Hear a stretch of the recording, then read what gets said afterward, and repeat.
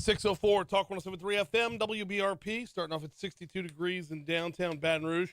Mornings with Brian Haldane off and running. Brian here with you, John LaBeouf producing, getting you ready for a busy Tuesday show of Thanksgiving week.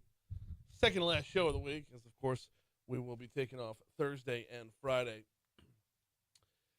Continuing our deep dive into the special session that was on the show today, and taking a look ahead to the runoff election coming up on December 7th.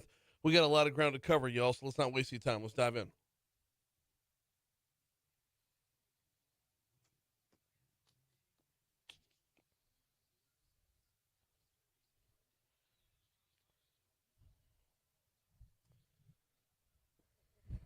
Number 5. Ahead of the holiday shopping season, new technology is being used at shopping centers across Baton Rouge to track and combat crime. License plate readers have been popping up all around the city, along the interstate, and now at the Mall of Louisiana. This is due in part to the Page Rice Public Safety Initiative. So far, more than 100 cameras and license plate readers have been installed. Clay Young with the Law Enforcement Criminal Justice Foundation, a group partnering with law enforcement to put up the license plate readers, said the cameras can be pretty pricey. They run from about $2,800 to $5,000 depending on the type of tech, and it's up to law enforcement to decide where the cameras will be most effective in order to monitor. Number 4. With less than 2 weeks away from the runoff in the mayor's race, Press Club invited the two candidates running for mayor president of East Baton Rouge, Sharon Weston Broome and Sid Edwards. Broome accepted the invitation to yesterday's meeting. Edwards declined. At the Press Club, Broome spoke on her plans for the economy, public safety, infrastructure, talked about the Plank Road and Florida Boulevard corridor enhancement projects, the real-time crime center, and improved lighting in the city and parish. Broome added that her campaign was working to energize voters and also talked about the Ted James endorsement and how that has helped. Meanwhile, Sid Edwards did not go yesterday. We had him on the show late last week. Man, I remember talking about how it just what we're going to get out of another forum, like another forum. So Mayor Broome will be on with us at 7:15. We'll talk about everything she plans for a third term should she win it. Number 3. 5 years and 2 months after residents of what is now the city of St. George voted to incorporate it, they will get to vote again on a measure that, will fund the city. On December 7th, ballots in St. George will feature an item that would transfer revenue from the 2% sales tax within the city's boundaries from EBR over to the newly founded city of St. George. This would be about $50 million worth of sales tax every year. That money is basically the city's only revenue source. The folks in St. George are doing their level best right now to put out the word. This is not a new tax. It's just a transfer of a current tax. Number 2. Police officers in Baton Rouge are targeting street racers, drag racers, and issued 10 traffic tickets over the weekend for it.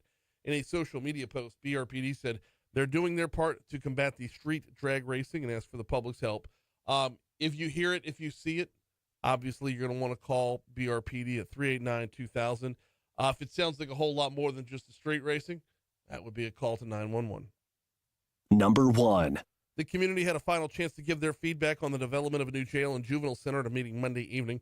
Architect Jimmy Hebert says that mental health and rehabilitation has been some of the main concerns from the public during the meetings. Hebert says exact plans have not been decided, but they will make sure that the input provided will be included. A location and how it will be funded has also not been decided yet. There will be an interactive planning session on December 9th. That'll be open to the public.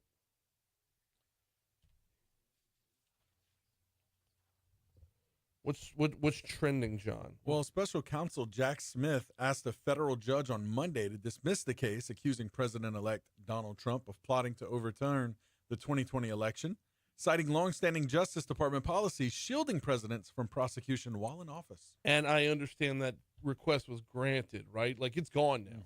The election interference case, it's gone? Yeah. Yeah. Okay. Yeah. Man. Things you could just just get away with. Yeah, no, it's not even that, but just to have it go away, to me, is an injustice to both sides. Right. Because if he did it, he needs to be punished for it, regardless of his title. But if he didn't do it, then they need to sit there and be wrong in their wrongness and not just dust it under the rug saying, it's like it never happened. Right. No, exactly. Yeah. Oh, man. In other news, the Menendez brothers have waited nearly 3 decades 3 decades, and now they'll have to wait a little longer to hear their fates. At a Monday hearing, a judge with the Los Angeles County Superior Court decided to postpone the resentencing hearing until January 30th and 31st. It was originally scheduled for December 11th. Okay. Well, I mean, what's one more month, right? Or two more months. Yes, yeah. I mean, why But not? the anticipation, yeah. Yeah. You got to have in there. I mean, 30 years, you just, we're pushing it back. Understood. Yeah, understandable for sure. Hey, yesterday, thousands of Microsoft 365 customers worldwide reported having issues with services like Outlook and Teams.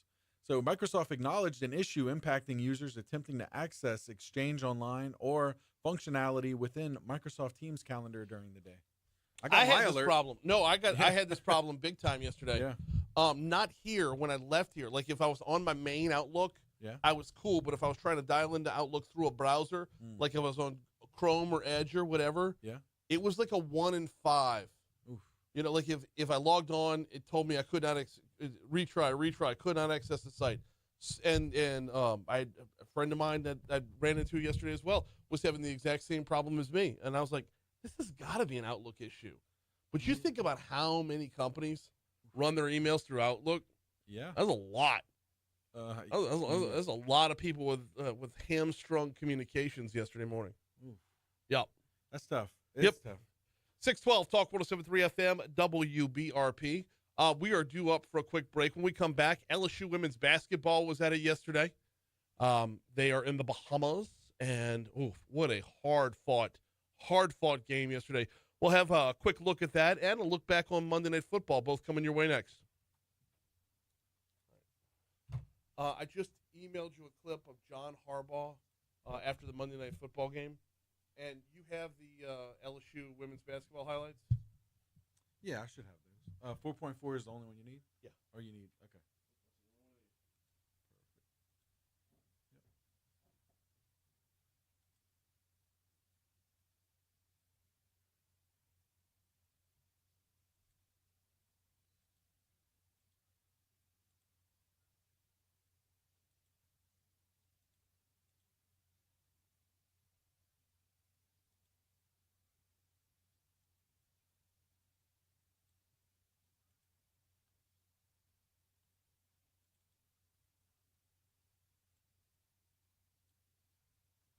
Just to confirm, so 4.4, Gilbert go-ahead basket, 68. 48 seconds.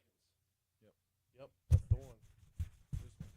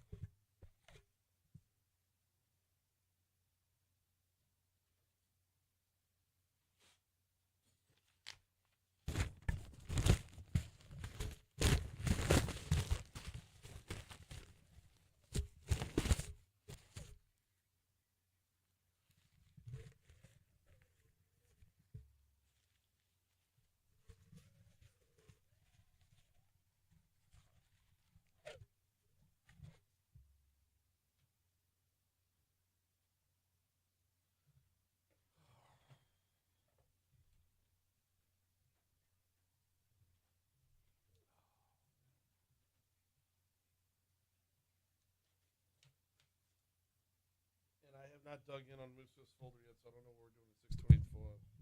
Oh, okay.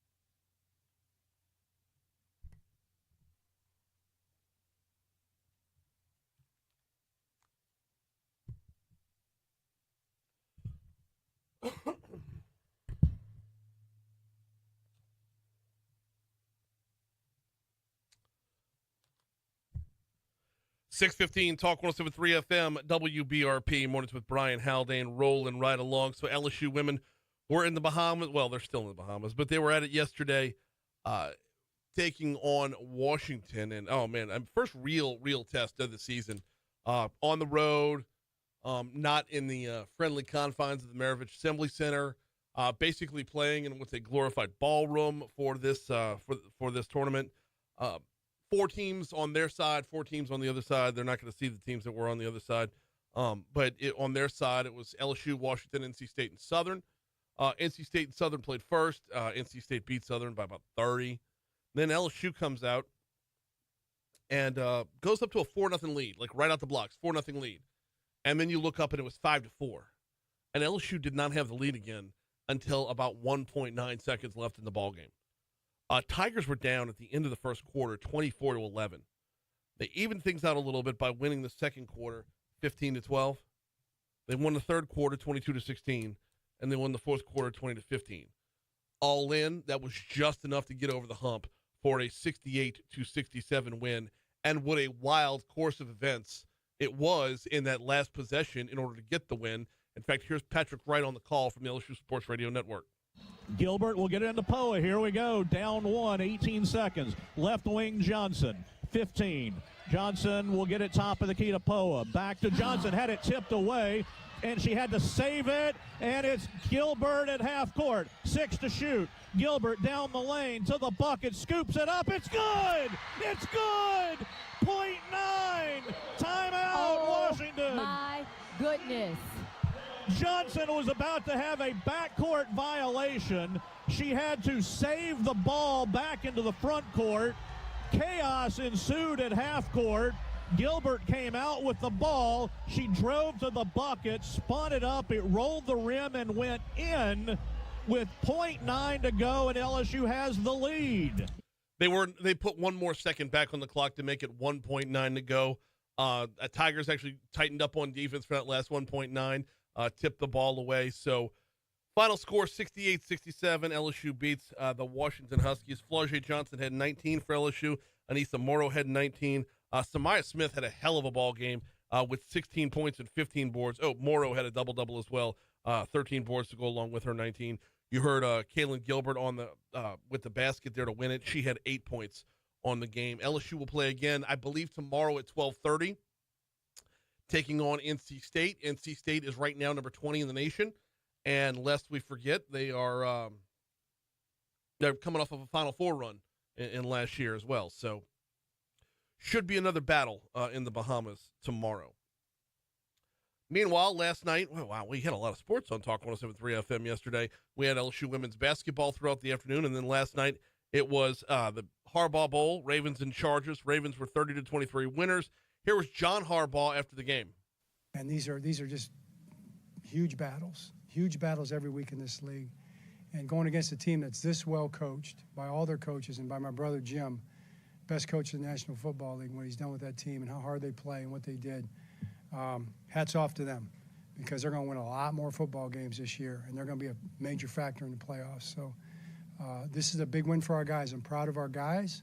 I'm proud of the way they came out and responded. You know, after the first 10 points, we're down 10-0, and our guys step up. I think they had 2 field goals until the last drive on defense, and our offense had 5 or 6 scoring drives right in a row there to make a difference. So that's what I appreciate about our guys. They really don't flinch. They keep fighting.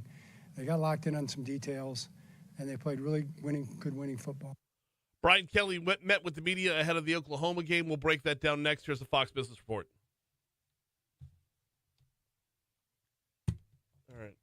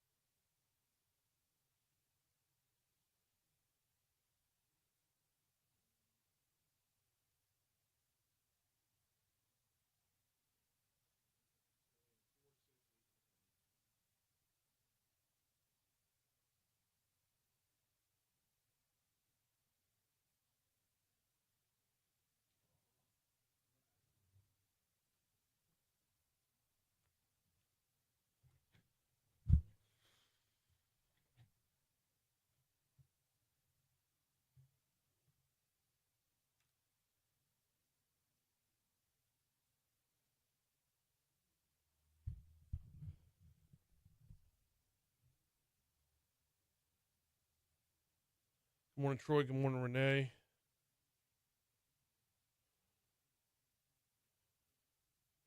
Who else is in this morning? Y'all sound off. Let me know you're there. I met Ori yesterday. Need to stop off at Target for some 5-hour energies and then some acetaminophen. And as I'm walking out, she's walking in. She's like, Brian? I'm like, hey, how's it going? She introduced herself. Like, good to meet you. Mm-hmm. Oh. Mm. Meeting listeners in the wild. Yeah, fresh off the gym, too. So, like, I was nice and ripe. I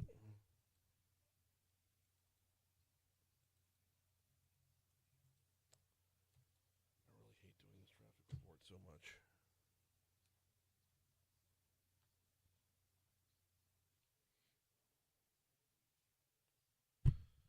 All right, let's take you back to the Shawbills Tire Traffic Center, see what we got going on this morning. Actually, we're going to go ahead and start off on I-10.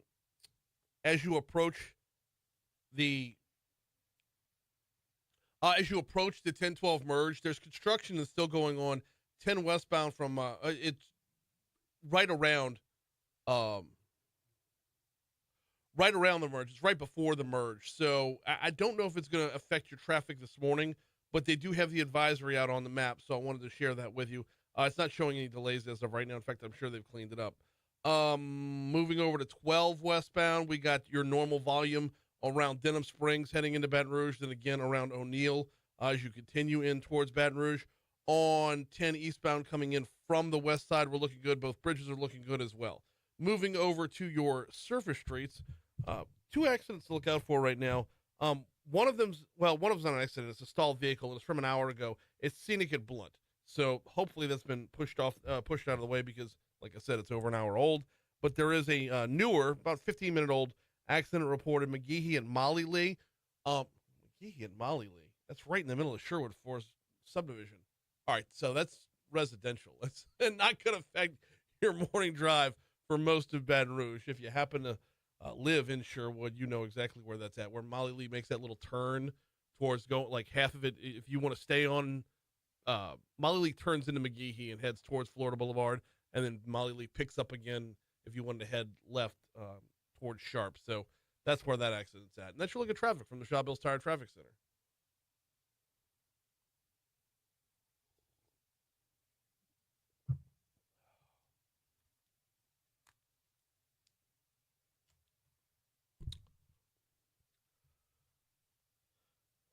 .625 Talk 107.3 FM WBRP. Hey, John McGehee and Molly Lee, where that accident's at. You know where that's at though. Not necessarily. Okay, so remember when we had that woman on who lives in Sherwood Forest who busted that dude? Yes. Who was stealing from her neighbors or from all the neighbors? Yeah. Okay, where that accident's at, the house that he was caught at, was like 3 houses down from there. Okay. Yeah. Yeah, I know. We're like, if you live anywhere but that one little section of Sherwood, we have lost you, and I understand. I will get it dialed back in just a second. And that is your unbelievably granular traffic report from the Shawbills Tire Traffic Center. But just as a point of reference, it was it's a good, active, good Samaritan. Yeah. You know? All right. Brian Kelly met with the media yesterday, and whoo-wee. All right. What do we want to do first here? Do we want to talk about Oklahoma, or do we want to talk about next year's team? I tell you what, let's do this in reverse order because LSU's not in the playoff hunt. They're not in the hunt for the SEC championship. So let's go ahead and look ahead to what's the class of 2025 going to bring. Brian Kelly was asked yesterday on a recruiting front first, we're going to cut 8 first. Do you want a quarterback in this year's class? Yeah, I think we'll always look at taking a quarterback each year, and we'll most likely take a quarterback again this year. We look at the calendar year a little bit differently than just December. You know, we have a February signing period. We have a transfer portal. So we'll continue to look at that and see how that best fits our roster. But I can tell you this, that the overall roster is much more important than one particular position. As much as we want to take a quarterback at this position, I think what's more important is the overall health of the roster. And so if it ends up being that we do take a quarterback, that's great, but I think our eye is on the strength of the entire roster. I mean, you could downplay it all you want. The number one player in the nation, the number one quarterback in the nation, flipped and went somewhere else, and he went there for a pretty penny. So, it's an L, and you got to take the L. Okay, so if not through the recruiting process, what about the transfer portal? We'll be very aggressive. I think everybody that's followed us knows that we went very aggressive in the transfer portal. We put together a defensive line using minimal resources. We've really put ourselves in a position, and I'll use this term loosely, to stay well under the cap so we could be quite aggressive this year, as well as bringing in 16 mid-years. We're going to have 16 mid-years. We think that the program, in terms of the culture and the standards, are such that we can do that now, where we can bring in 16 freshmen and maybe one of, if not the largest, transfer portal classes as well. You heard him say, I'm going to use this term loosely, stay under the cap. Bro, get ready for that. That's going to be the new norm. Oh, by the way, a constant check of the bank account. What can we afford to spend on the next guy? I'm telling you right now, I don't think LSU has the resources because Louisiana doesn't have the billionaires. Brian Kelly's going to be forced to be creative in the near future.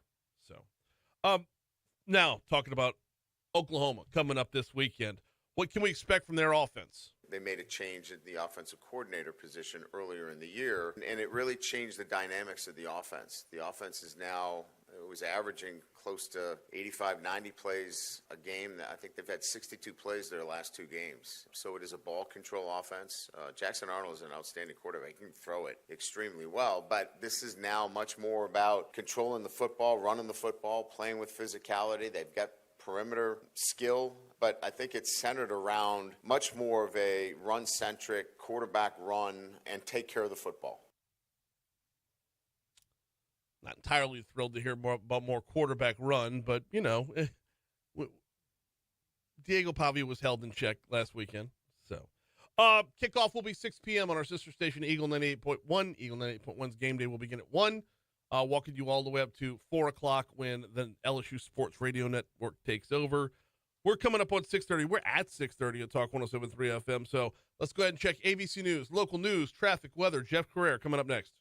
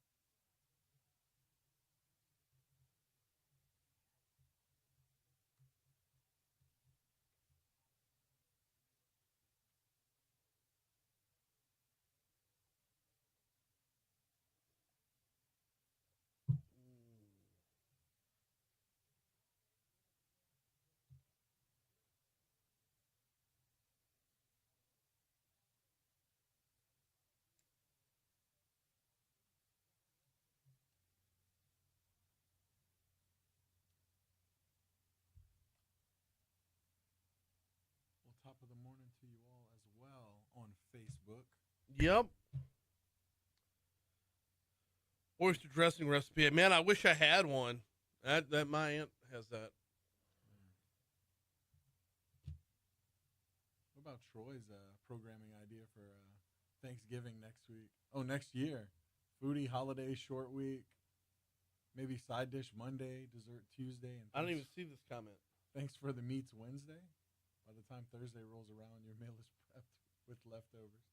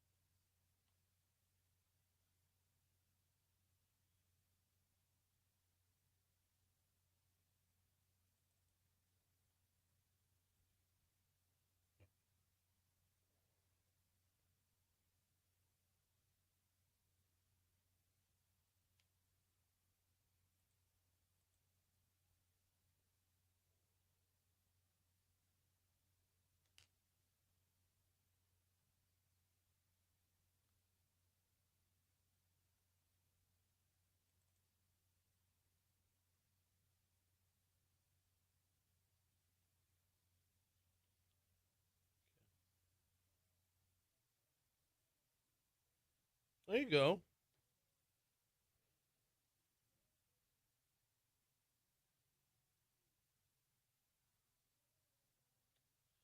Troy says you're 100% correct about LSU's NIL cash. BK is going to need a healthy dose of local balls to make it good. Yeah, I don't understand the want to up the game. Like Bryce Underwood goes away. Well, why didn't you meet his offer? Because you don't want the Cold War. You don't want the arms race. You don't want the mutually assured destruction. We're not winning that arms race. And if we continue to escalate it, all right. Underwood did not sign with Michigan for that $10 million. All right, as I hear it, I don't know the number, but as I hear it, he was told to name his price. He named his price. He signed his name. Okay, cool. So let's call it $16 million. I don't know what it was, but let's just call it $16 million. Can LSU afford to pay $4 million a year for a quarterback? Because now that's what you've set for the benchmark. Like, look at the NFL. Every time a quarterback makes that benchmark biggest contract in the NFL, the next quarterback makes more. Whether he's better or not, the next quarterback makes more. Because that becomes the going number. You can't afford that if you're LSU.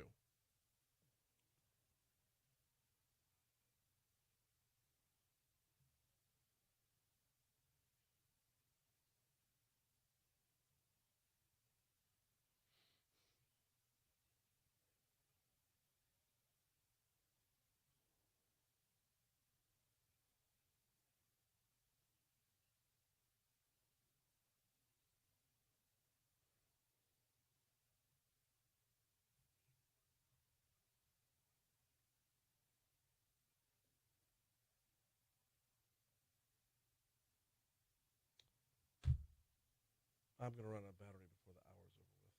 All right. Time to get a look at your forecast. Here's WBRZ meteorologist Tim McCade Cowan.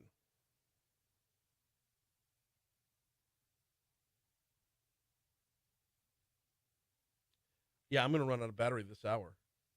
And the cord that Bo gave me doesn't take. I know. So I need to go find another charging cord.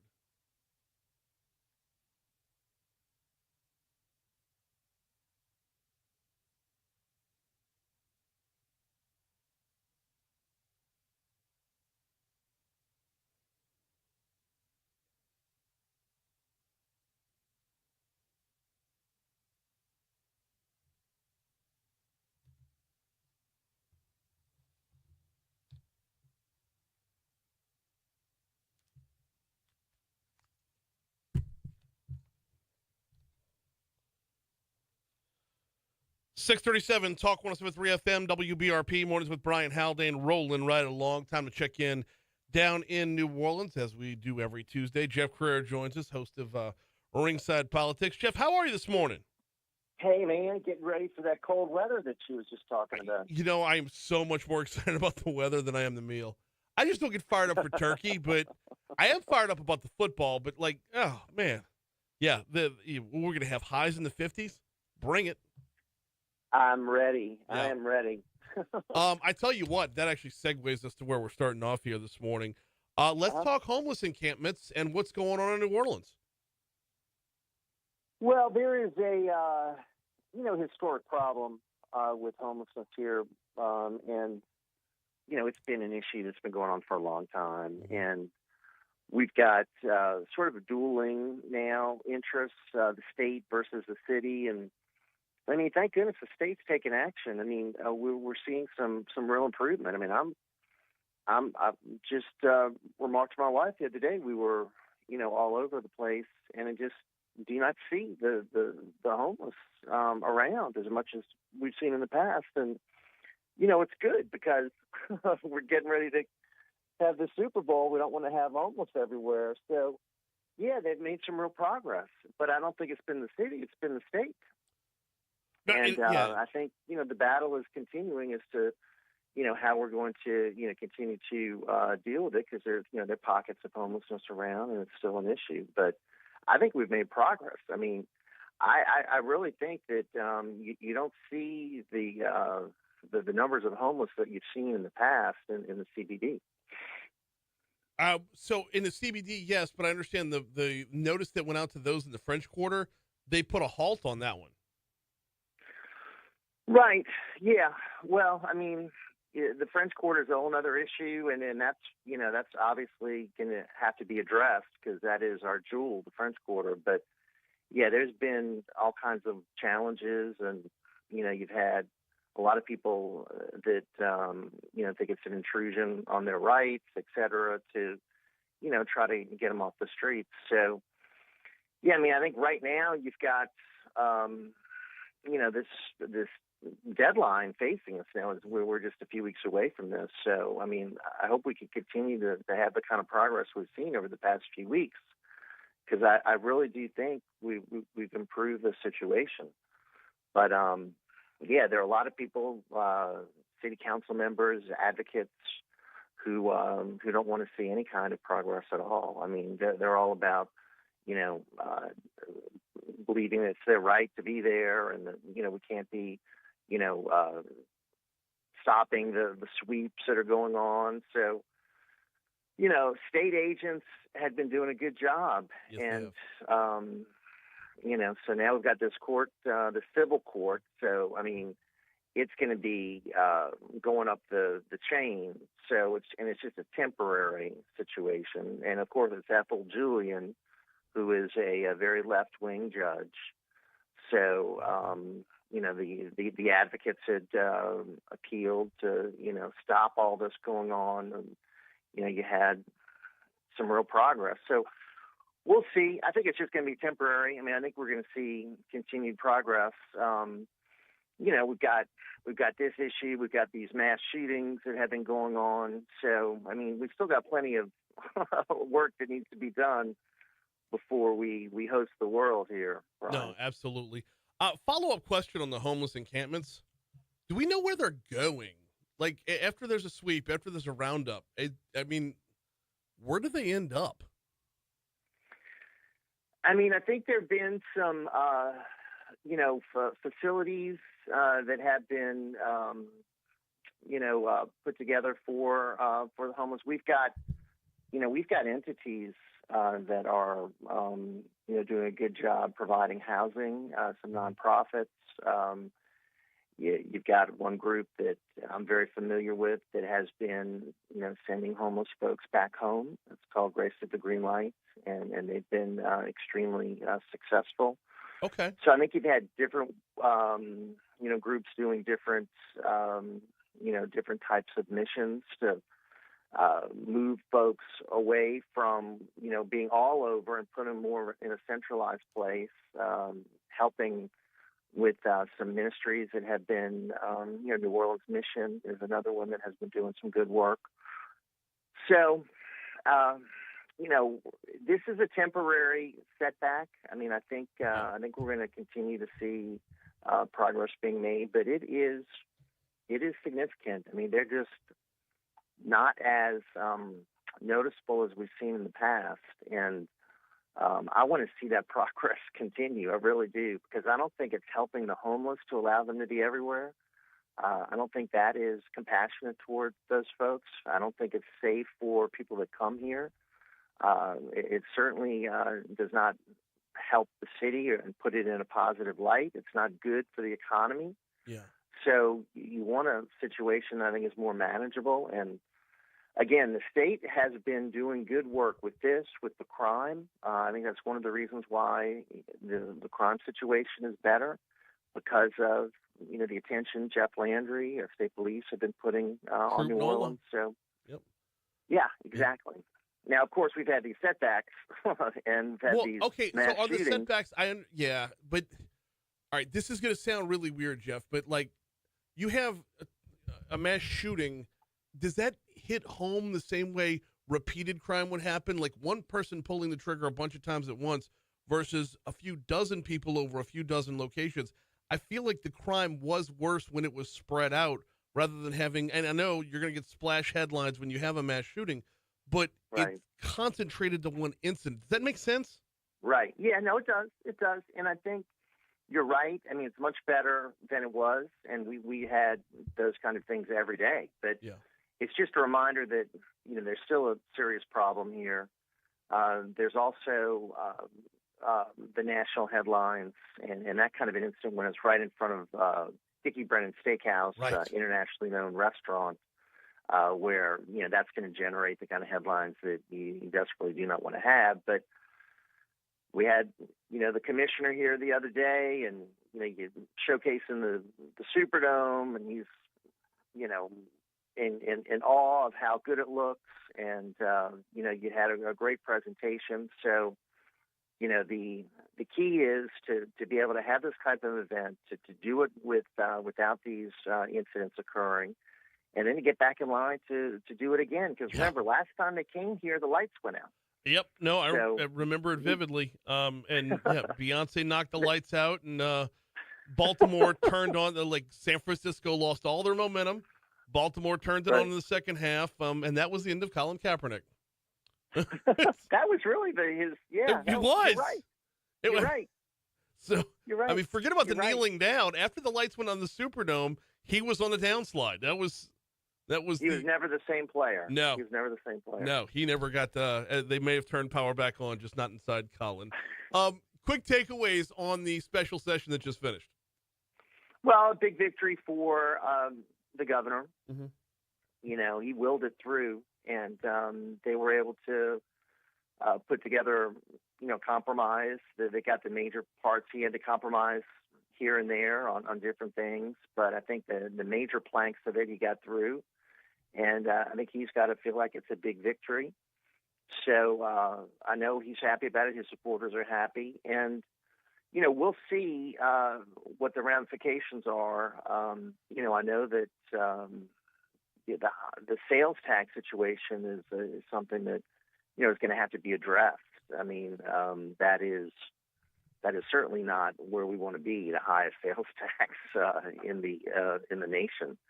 But we cut corporate taxes, we cut income taxes, we certainly made us more competitive there. So it's a trade-off. Now I'm going to be interested to see what he does with this, a local version of Doge. This corporate responsibilities are that he's talking about. Because I continue to believe, Brian, that there's lots of waste in areas in our state budget that we can cut, so that we can give more tax benefits to folks, tax breaks. Well, and so a that's lot the of it key in growing our economy and Yes. reducing our overall tax burden. Yes, not moving taxes from the right hand to the left hand, but overall lowering of taxes lowers the cost of doing business and lowers the cost of living. So yes, I'm all about that, but man, there's so much that's going to be hung up in what can be cut because it's constitutionally protected. Right. So, it's not easy. I understand it's not easy, but none of this. Look at what they'd had to go through here just to do this. Oh, I know. I know. I know. all the lobbyists that came out of the woodwork and all the special interests and all the big, and this was not what I still don't think this was as major as it could have been. I mean, I know it was major for Louisiana, but I mean, this is only the first step. We've got a lot more that we need to do. No, absolutely. But I think it's good that they stopped where they stopped so that you can move incrementally on the taxes and then move incrementally on the budget and then move incrementally on the taxes and move incrementally on the budget. You can't just have a sweep through on taxes and then roll the dice and hope that the budget balances. I think they did it right. Yeah, I think he did, and certainly worked his butt off to get it done, and used his political capital. And this is the time to do it in the first year of a governor's term, when you have the most support, you have the most political capital, and you can get the most done. And he got it done. So, it's a big. Three special sessions. He used every ounce of political capital there can be. He is Jeff Crouere, host of Ringside Politics. Man, have yourself a great Thanksgiving, and we'll talk to you next week. Thank you, Brian. Thank too. you. Take care. Always. We're at 649 at Talk 107.3 FM WBRP. We got Your Money Now coming your way in just a second. I do have to remind you about the folks over at Mathern's. Speaking of Thanksgiving and holiday meals, if you hop on Matherns.com right now, Matherns.com, you can download the order form to get your whole meal catered. Baked turkey, smoked turkey, fried turkey, spiral ham. You name it, they've got it done. Running through the sides, if you want that cornbread dressing, if you want that crawfish cornbread, the green bean casserole, if you want to get the rice dressings available as well. They've got the entire Thanksgiving spread available right now. And I know Thanksgiving is day after tomorrow. Forget about Thanksgiving and plan ahead for your holiday parties as well. Matherns has got you covered. Check them out at Matherns.com. Whether you want to knock out the entire menu or just a few of the items to lighten your load, they've got you covered at Matherns.com. Here's Your Money Now.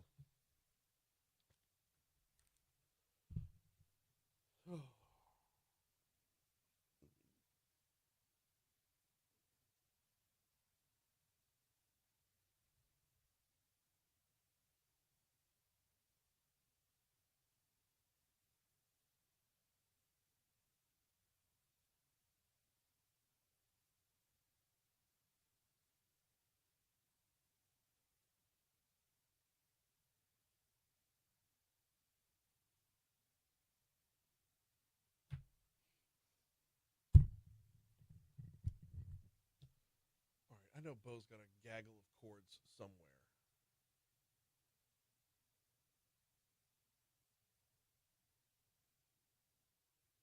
Good morning, Christy. Welcome in, sweetheart.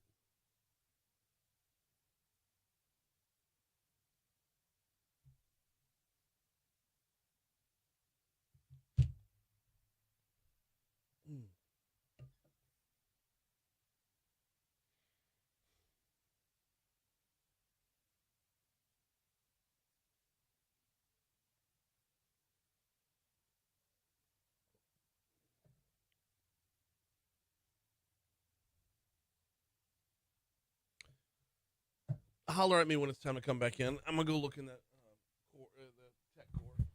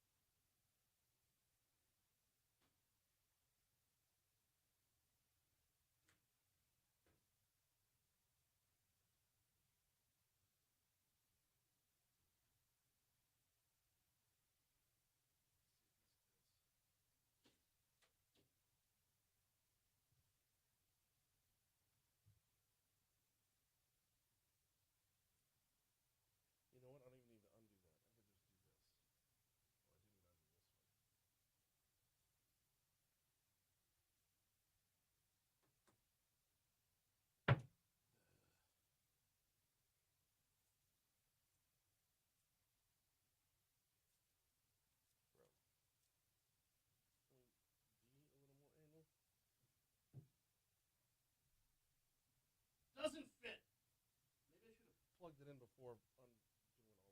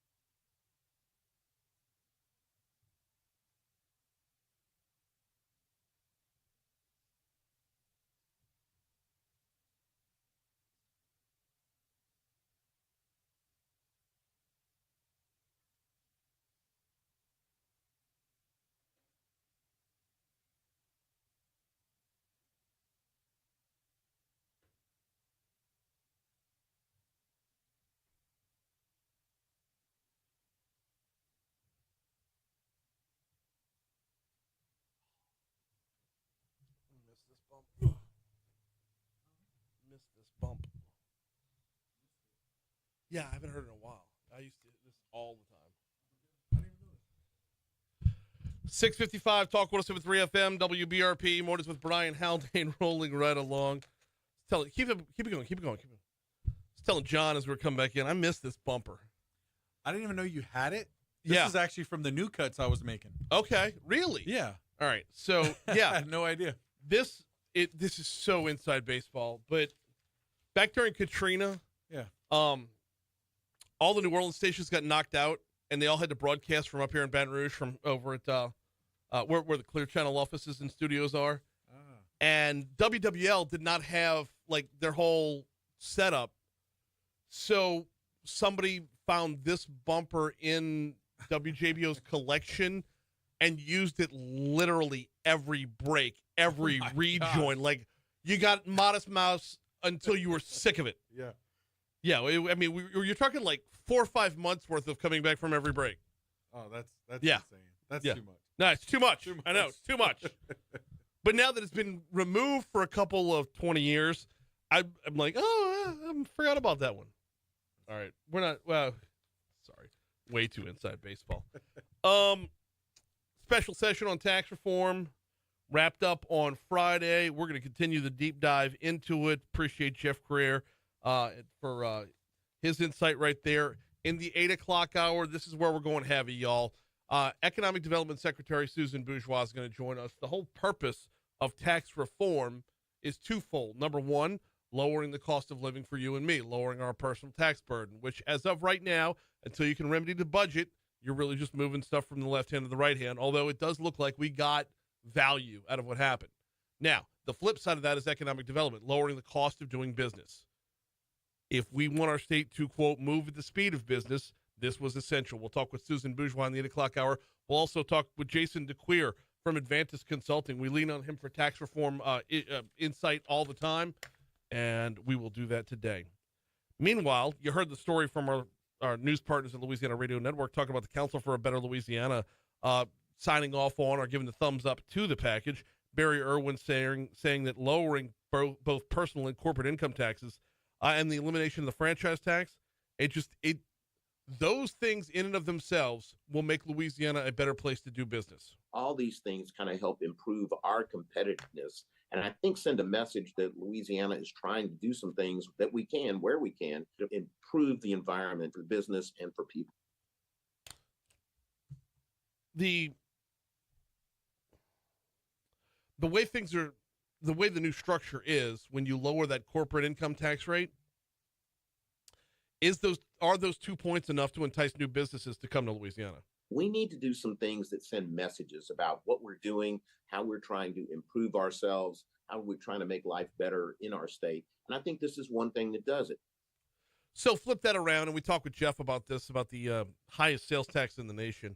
That is an unfortunate part of this. But if the legislature continues to keep their foot on the gas, they can make a reversal on that. That taking the 0.45 cents back up to a full penny That's already got a sunset of 2027. Now, do I believe it's going to roll off in 2027, or do I believe there's going to be another reason to keep it and boot it forward?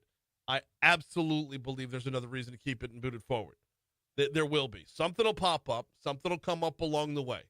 That's my cynicism right there. But that being said, I mean, is it worth the trade-off?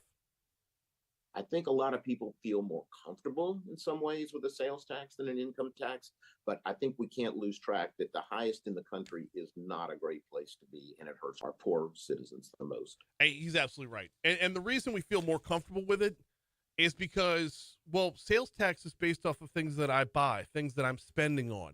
I have the option to not spend. Now, it hurts the poor more because of the essentials. 7 o'clock, here comes news. All right, let me go up to my office and see if I can get this charger. Hey, Rich. Hey, what's up? Hey, yes, sir.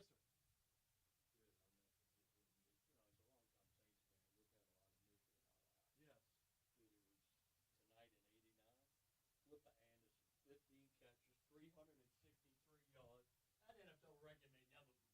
I don't think it will. And it wasn't Clifford Anderson we were worried about. We were worried about Henry Eller.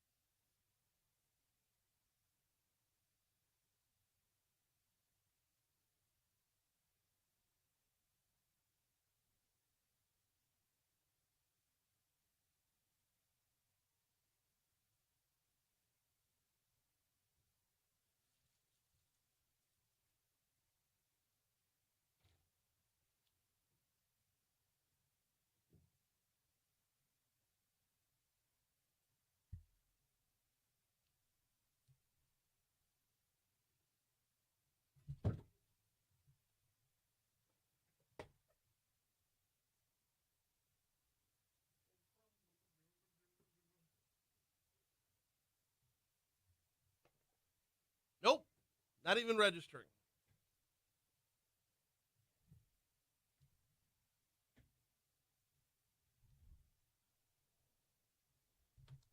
I don't know what to do here. Let me text Bo.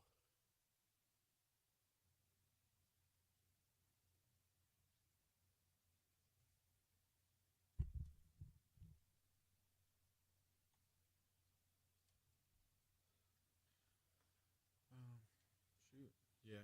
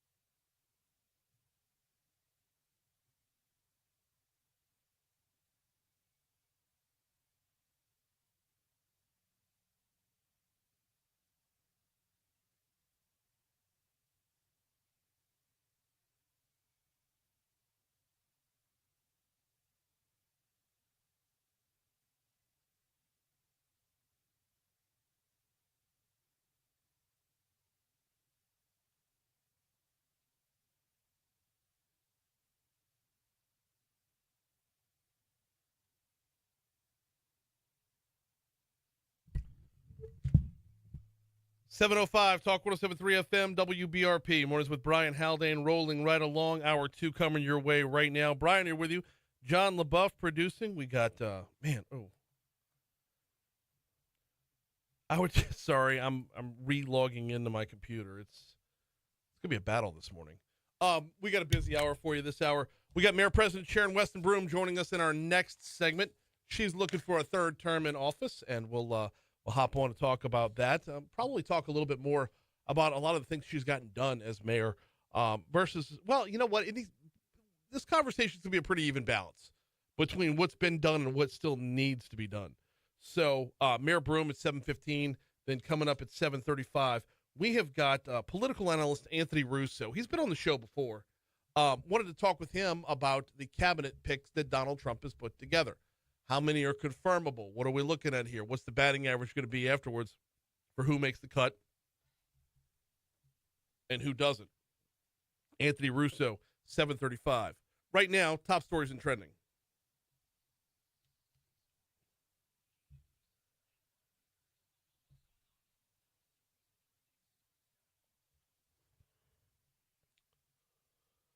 Number 5. Today is supposed to be the worst day for travel, at least as far as the airports are concerned. 80 million people are expected to travel more than 50 miles over the Thanksgiving weekend. One way, that is. AAA is forecasting 79.9 million. Excuse me, I didn't mean to round up. The Baton Rouge Metro Airport, they're looking at today, tomorrow, and then a return trip on Sunday as being the busiest 3 days that there will be over the course of the weekend. As of this morning, though, things are looking good out at Baton Rouge Metro Airport. It looks like everything's kind of smooth to start things off. Number 4. With less than 2 weeks away from the runoff election, Mayor President Sharon Weston Broome was the guest of the press club yesterday. To be fair, both Mayor Broome and Sid Edwards were invited. Edwards turned it down. They did not give a reason for. I apologize. Is that bleeding over in the air? No. Okay. Sorry. Audio coming out of my laptop. Mayor Broome accepted the invitation. Sid Edwards took a pass. The Broome and Edwards and, well, at the time, Ted James, too, have taken part in, close to 3 dozen panels, forums, town hall-type meetings. So what's one more, I guess, was the attitude there or the outlook there. At the press club, the mayor spoke about her plans for the economy, public safety and infrastructure, and talked about the Plank Road and Florida Boulevard corridor enhancement projects, the real-time crime center, and improved lighting in the city and parish. She added that her campaign has been working to energize voters and talking about that endorsement from Ted James and how it's helped. Number 3. 5 years and 2 months after residents of what is now the city of St. George voted to incorporate it, well, they are less than 2 weeks away from funding this bad boy. On December 7th, on the ballots on December 7th at St. George, there will be an item that would transfer revenue from the 2% sales tax within the city's boundaries from EBR to the newly formed city government. Leaders of the new city are quick to point out that it would not be new or an additional tax. This will just change where that money's going. It is an existing tax, just a transfer from EBR to St. George. And by the way, this 2% sales tax is pretty much not just their primary, but darn near only source of funding for the city. Number 2. Police officers in Baton Rouge are targeting street drag racers and issued 10 traffic tickets over the weekend. In a social media post, BRPD said they're doing their part to combat street drag racing and asking for the public's help. BRPD is asking anyone who witnesses the drag racing to call 225-389-2000. Of course, oftentimes that drag racing is accompanied with some other crimes that go along with it.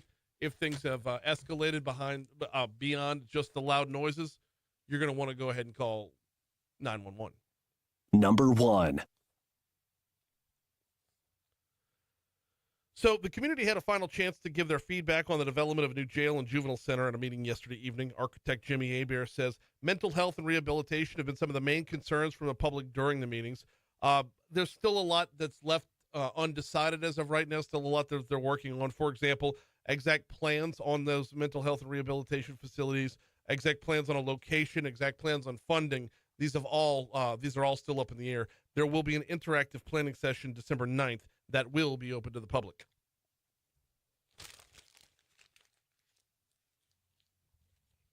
What's trending, John? Well, special counsel Jack Smith asked a federal judge on Monday to dismiss the case accusing President-elect Donald Trump of plotting to overturn the 2020 election, citing longstanding Justice Department policy shielding presidents from prosecution while in office.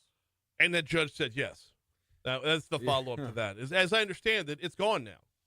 It's gone now. The case is against Donald Trump and the election interference. I don't know where I'm at on this. Yeah. Because one way or another, dismissing it, it doesn't feel like justice here. Because either Donald Trump should be penalized for doing something wrong, or the false accusation should have to exist and live in its wrongness. Yeah, absolutely right. That's how it should be. One way or another. Yeah. Oh, man. Hey, speaking of, man, this is insane. The Menendez brothers have waited nearly 3 decades, and now they'll have to wait a little longer to hear their fates. At a Monday hearing, a judge with the Los Angeles County Superior Court decided to postpone the resentencing hearing until January 30th and 31st. It was originally scheduled for December 11th. So a little bit longer here. We'll have to wait. And, well, you know, when you've been in for 34 years, what's another 2 months, right? Yeah. What's another 2 months if you're the Menendez brothers? Wow. Here's the follow-up, and this is where it could get hairy. Yeah. Are they going to be viewed the same here in these hearings? Like between Lyle and Eric, is there going to be like some kind of point of differentiation where an unlikely scenario that one gets out and the other doesn't? That's the narrative that's not really being told, is it? I don't know. Yeah, because no, we're it's thinking not. of them They're jointly like being released. Right, but they're individual people. So what happens there? And how they weigh those crimes Yep. individually. Oh, yeah. Yep. See how that shakes out. Thousands of Microsoft 365 customers worldwide reported to having issues with services like Outlook and Teams on Monday. Microsoft acknowledged an issue impacting users attempting to access Exchange Online or functionality within Microsoft Teams calendar during the day. I ran into it. I was over there at LSU yesterday working the women's basketball game and had the darndest time trying to access my email. That's tough. And after the game was over, I was walking down the hall on my way out and ran into a buddy of mine who's like, I can't get in my email. Something about my email's broken. And it, like, wherever you're at, you feel like it's an internal issue. Yeah. You never think to broaden out, to zoom out and see the entirety of it. So. Yeah, and being in that situation, I mean, you're dependent you upon never it. think, oh, I know. Oh, I know. That's tough. I know. When I'm trying to get the highlights out to all the all those who request highlights, all the different news outlets and whatnot. Yeah, it's terrible. You never think just how many businesses are linked into that one, right? Oh, absolutely. All right. Is your work email and Outlook email? In fact, chime in on our Facebook Live. I just a simple yes or no. Is your work email and Outlook email? I would be willing to wager that probably a vast and overwhelming majority of folks at their work have an Outlook email. Oh, absolutely. So Outlook goes down, man. Or at least struggles. All right. It's 7:13 to Talk 107.3 FM. We're running about a minute or so behind. Quick break here. Come back. Mayor President Sharon Weston Broome joins us next.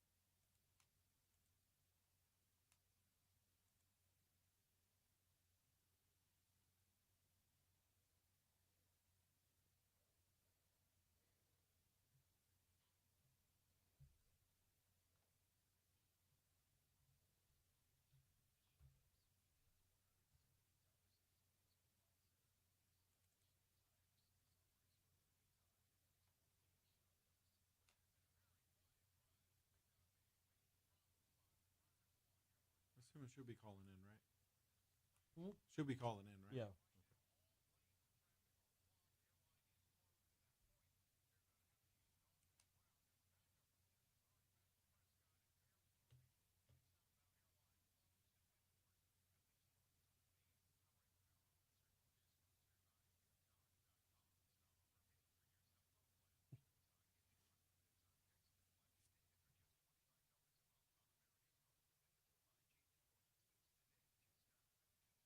studio.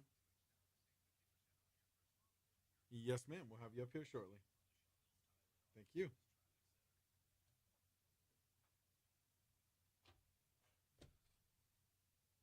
She's ready.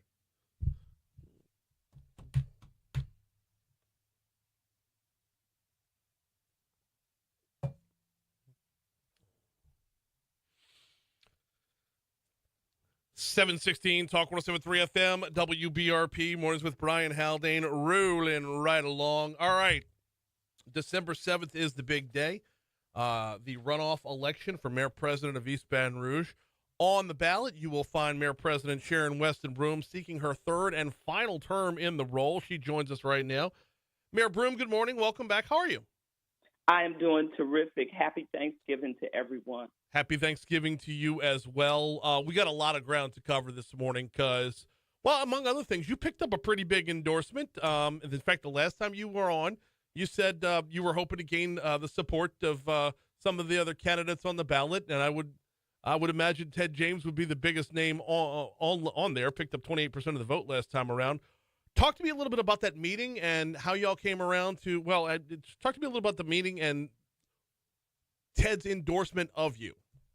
Well, first of all, I just want to thank Ted James for his endorsement, and we had a very great meeting because at the end of the day, our vision is certainly in alignment in many, many ways.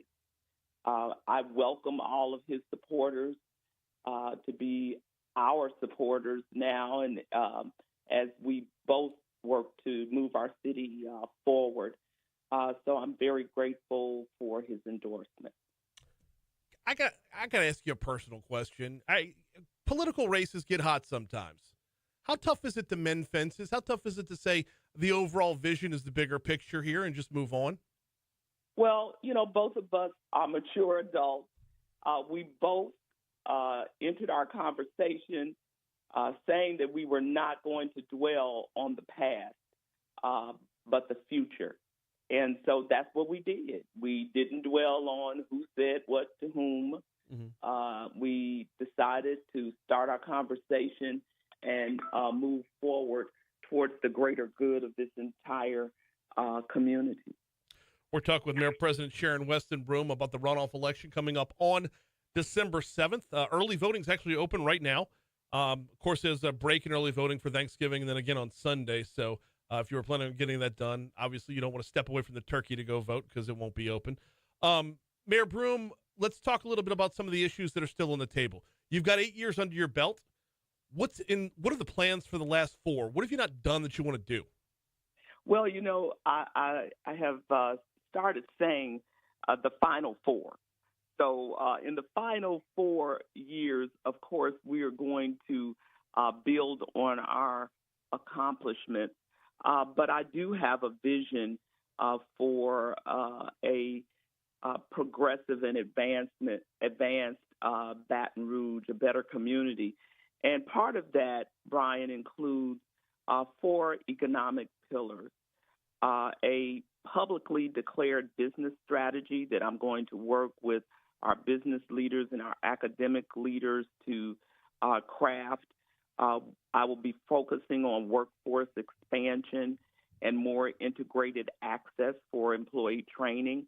I really want to nurture entrepreneurism in our city and in our parish because we have a strong entrepreneurial spirit that we need to support. And that certainly would include support and collaboration of our best young business minds. And lastly, of course, career advancement pathways for the undertrained is extremely important. Okay, let's break these down individually. I would imagine the business strategy one, that's just a matter of you getting together, coordinating a meeting of the minds, if you will, and really stepping aside to let the business community tell you where we're headed rather than you telling the business community what's what. Well, I think it's a collaboration because, early on in my journey as mayor president, we did have business roundtables on a regular basis. And I found that government and what we do in government was very enlightening for many of our folks in the business community. But I believe, for example, when we talk about economic development, creating a one-stop shop for business in government, that's something I'm sure that they can add value to in terms of how we get there. I have a vision that this one-stop shop for business and government would include occupational licensing, permitting, and inspection. We want to remove any obstructions for those who are trying to develop their business. And so I'll be seeking multiple partners for a good new and good business Baton Rouge. Does that stay within the city parish, or does that involve collaboration with the state as well? Eventually, it certainly will involve collaboration with the state, but my vision is to start with our local government and our local people here in Baton Rouge. Workforce expansion, growing the workforce in Baton Rouge. What would be the mayor-president's role there? Well, we already have a workforce development program, Employed BR. We want to certainly tweak and improve that. But as you know, Brian, we are anticipating 16,000 new jobs in the next 2 years, according to Dr. Lauren Scott. And so those jobs, I know, will cover a broad territory, but we do recognize that healthcare and technology will certainly be embedded in those 16,000 new jobs. So, for example, we want to make sure that our business and industry helps us in our workforce development efforts. Programs such as the North Baton Rouge Industrial Program between Exxon and Baton Rouge Community College have been critical, or has been critical, I should say, in training and development for the workforce, specifically industries like Exxon. We're talking with Mayor President Sharon Weston Broome about the 4 economic pillars she's got planned for her final 4, as it's being called. Mayor Broome, let's talk about entrepreneurism, because this is one that is very near and dear to my heart. I'm jealous of those who can jump off the cliff and go into business for themselves. But there is the world where they can go into business for themselves, and then there's the world where they can scale up and take on the entire world. How do we take advantage of entrepreneurism in Baton Rouge to make sure we're in that latter category? How do we have the next Todd Graves, the next Marucci, and how does your office catapult them to that? Well, of course, convening Todd Graves and Marucci at the table certainly will help. But for example, we have 2 stellar universities in LSU and Southern University. One of the things that I did was give both of those schools of business $150,000 to help create an entrepreneurial ecosystem. So we've already started launching that, and I believe bringing them to the table to help design and continue to design, I should say, an entrepreneurial ecosystem will help facilitate those individuals and help those individuals who are working on their personal businesses. Everybody knows, Brian, that small businesses are the core of success of any city or community. Oh yeah, especially here in Baton Rouge. I mean, they say small business is the backbone of the American economy. It's exacerbated. It's even more so in Louisiana, and here in Baton Rouge, it continues to add to that. All right, finally, you mentioned career advancement. What does that look like from your office? Well, career advancement pathways for the undertrained would include part of our Employ BR, but collaborating also with individuals with the United Way, who are very focused on a specific segment of individuals who are actually working and employed but can't seem to get to the next level. Career advancement pathways would also include early development and training for our young people. For example, every summer we put over 500 young people to work. We pair them with a business in the community. They get that exposure, they work, and we add professional development to that pathway. And so then we have students who now have a vision for their own career advancement and the possibilities. So when I talk about the collaboration of our best young business minds, that also includes the support of our young students, creating a pathway for them so that we can retain them here in the city and parish. We're talking with Mayor President Sharon Weston Broome about her re-election campaign, looking for one more term, her final four, as she calls it. Mayor Broome, you know, every time I get you on, I love talking about the Nicholson Gateway Corridor or the Florida Boulevard Corridor project. I don't know if I've ever asked you about the improvements on Plank Road. Can you tell me where we are right now and where you want to see us head? Absolutely. You mentioned two critical projects that are certainly being launched. Well, you mentioned one, and I'm going to talk about another. One is the Plank Road Corridor project that has been a while in the making, but is a major infrastructure project for the city and parish. We just got started on that a couple of months ago, but it's going to be transformative because we will now see the bus rapid transit program be a part of that. And that bus rapid transit will go from Airline Highway all the way down to Nicholson. And it's going to be energy efficient. It's going to be efficient in terms of the time that it will get you from point A to point B. And of course, now Plank Road will be transformed in terms of a road that people travel quite frequently. And Brian, we also will have a Florida corridor project that will be emerging soon.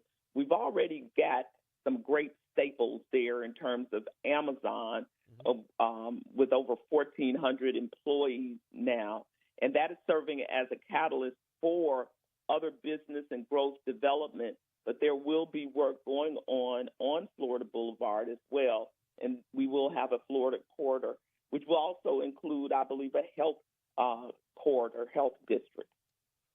We got less than 2 minutes to go, and I've got 19 more questions. Mayor President Sharon Weston Broome is with us.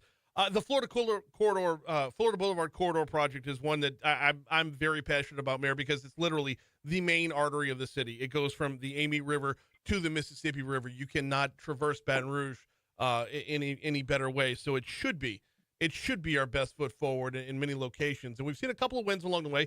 You mentioned Amazon. I'll go ahead and throw that Rouse's in there with the new Fun City on the way in the same shopping center. So picking up wins along the way is important.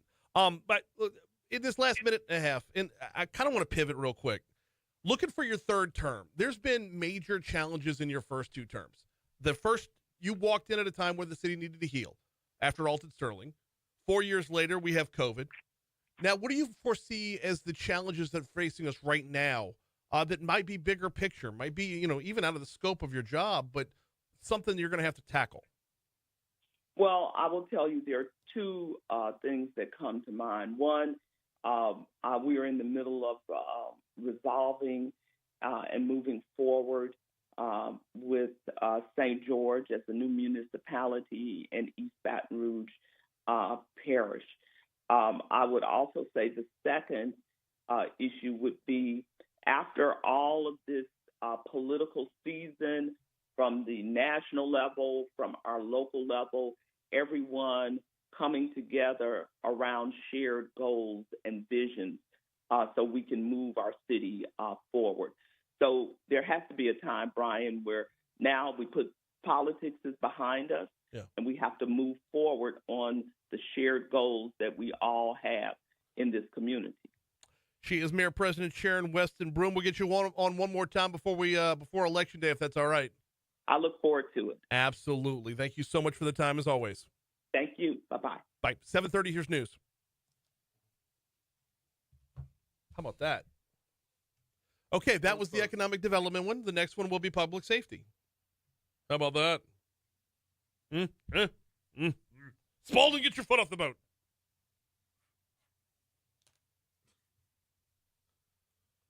I don't know why. It's mm, mm.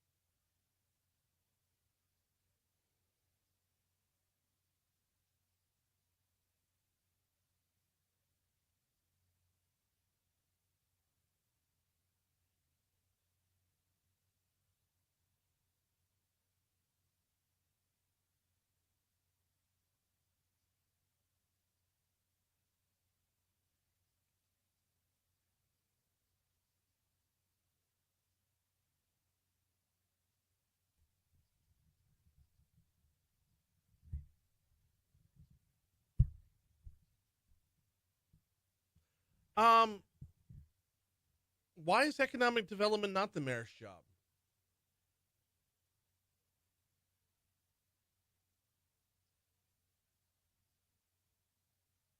Just genuine question, Galen. I say when I used to host the show with Matt Kennedy, he used to say things like that's not the government's job. And I'm a pretty firm believer that for the federal government you have a defined role, for the state government you have a defined role, for local government it is whatever we make it to be. Because every locality, every municipality has its own sets of challenges. So like I'm always curious as to why economic, like for example that question right there, why wouldn't economic development be the mayor's job? Ooh, I get you Anthony's phone number. Okay.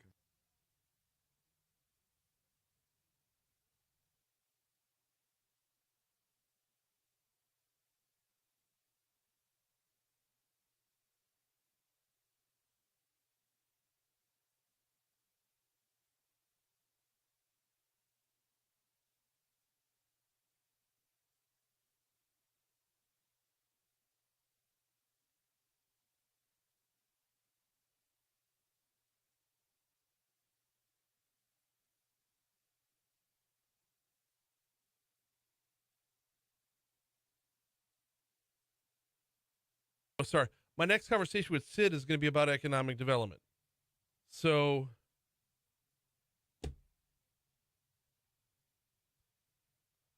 and look, I'm not disagreeing. I'm not arguing.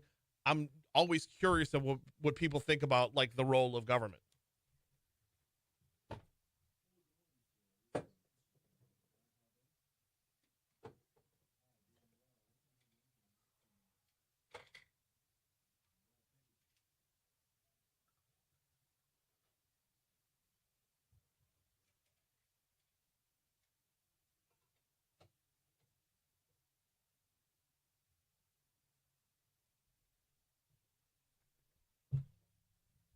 Oh.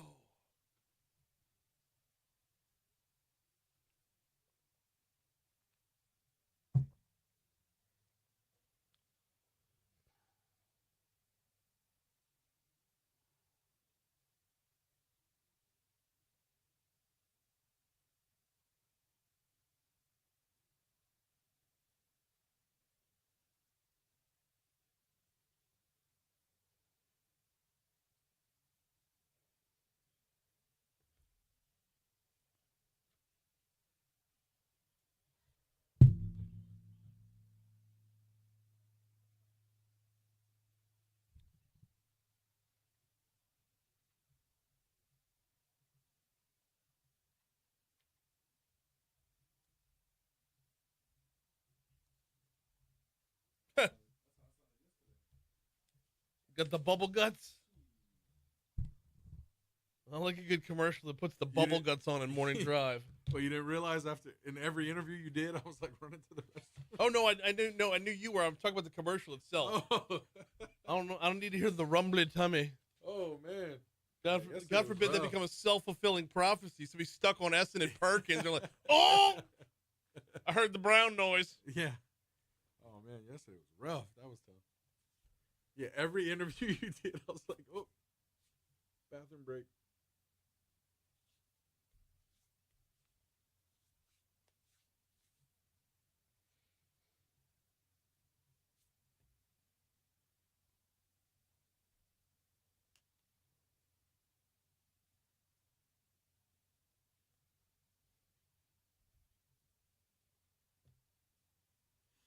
I just want the damn list. I don't want anybody's takeaway on this because I want Anthony's takeaway.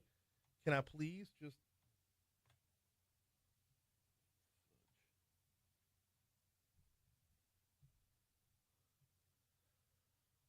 Oh, warm and muggy today, but that's not for long. Here's your full forecast from Emma Cade Cowan.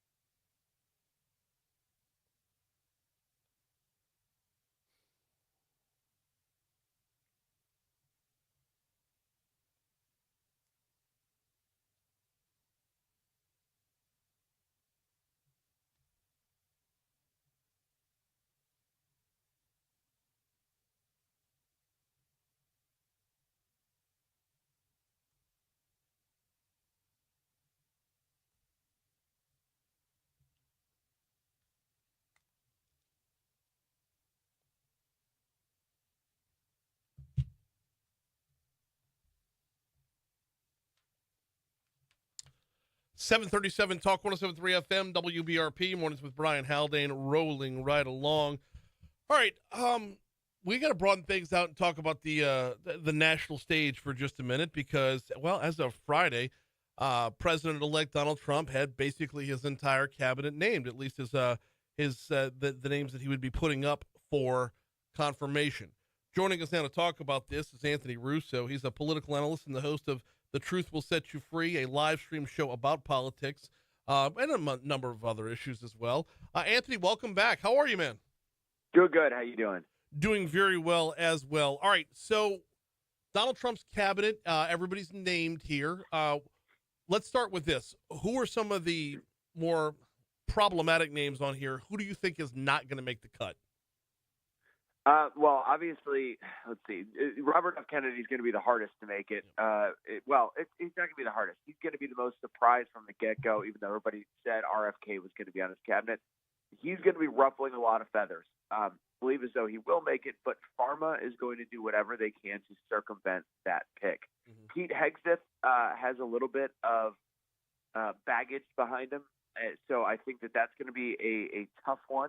And then the one that Matt Gaetz is the one that I would have said from the get-go is not going to make it, but he's already out of the running. So here we are. I really think that most of these are going to pass, obviously with a little bit of a little grease to get them in there. But I think that honestly, all these will pass the way we have it right now.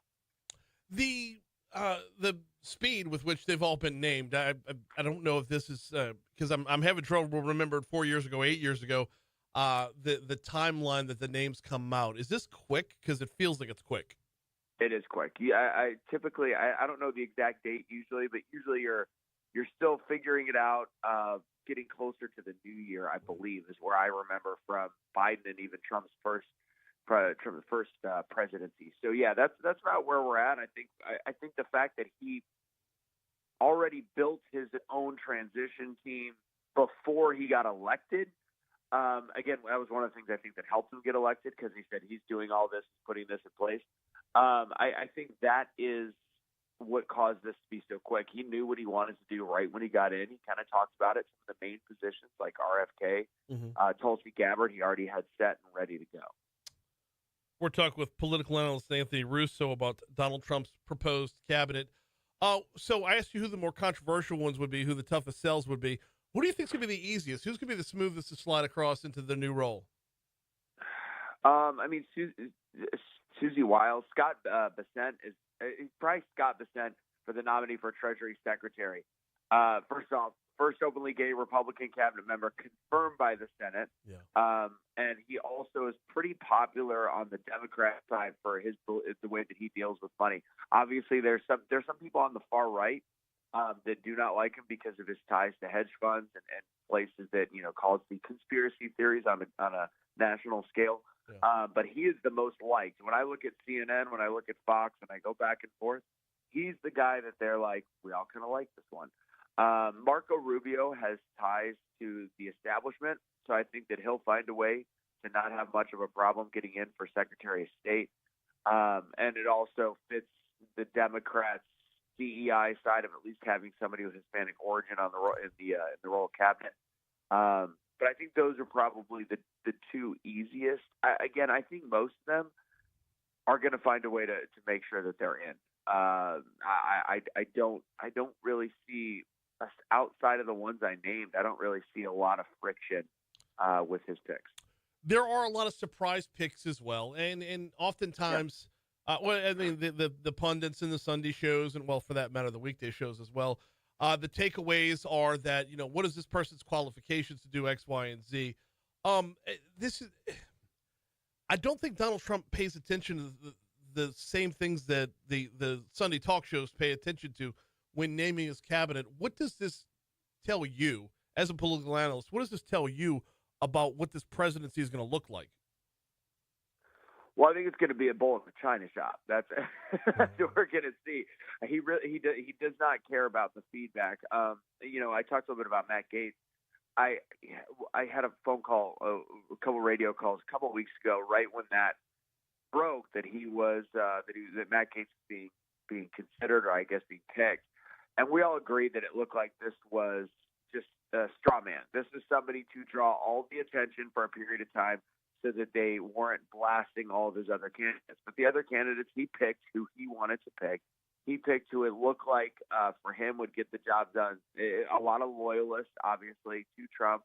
But ultimately, he's doing the things that he said. He goes, I made mistakes in 2016. One of the rare admissions of guilt or mistakes that Trump makes, he says, my cabinet was a mistake. My administration was a mistake. And he's picking the exact people he wants this time around to be able to execute what he wants to do with a little bit of feedback. Again, I hope he listens a little bit to his cabinet at least, but I think that he's got one goal and one mission in mind, and I think it's efficiency, and I think it's trying to find a way to get as much corruption out of Washington as possible, whatever can be done in 4 years, and that's what his picks reflect.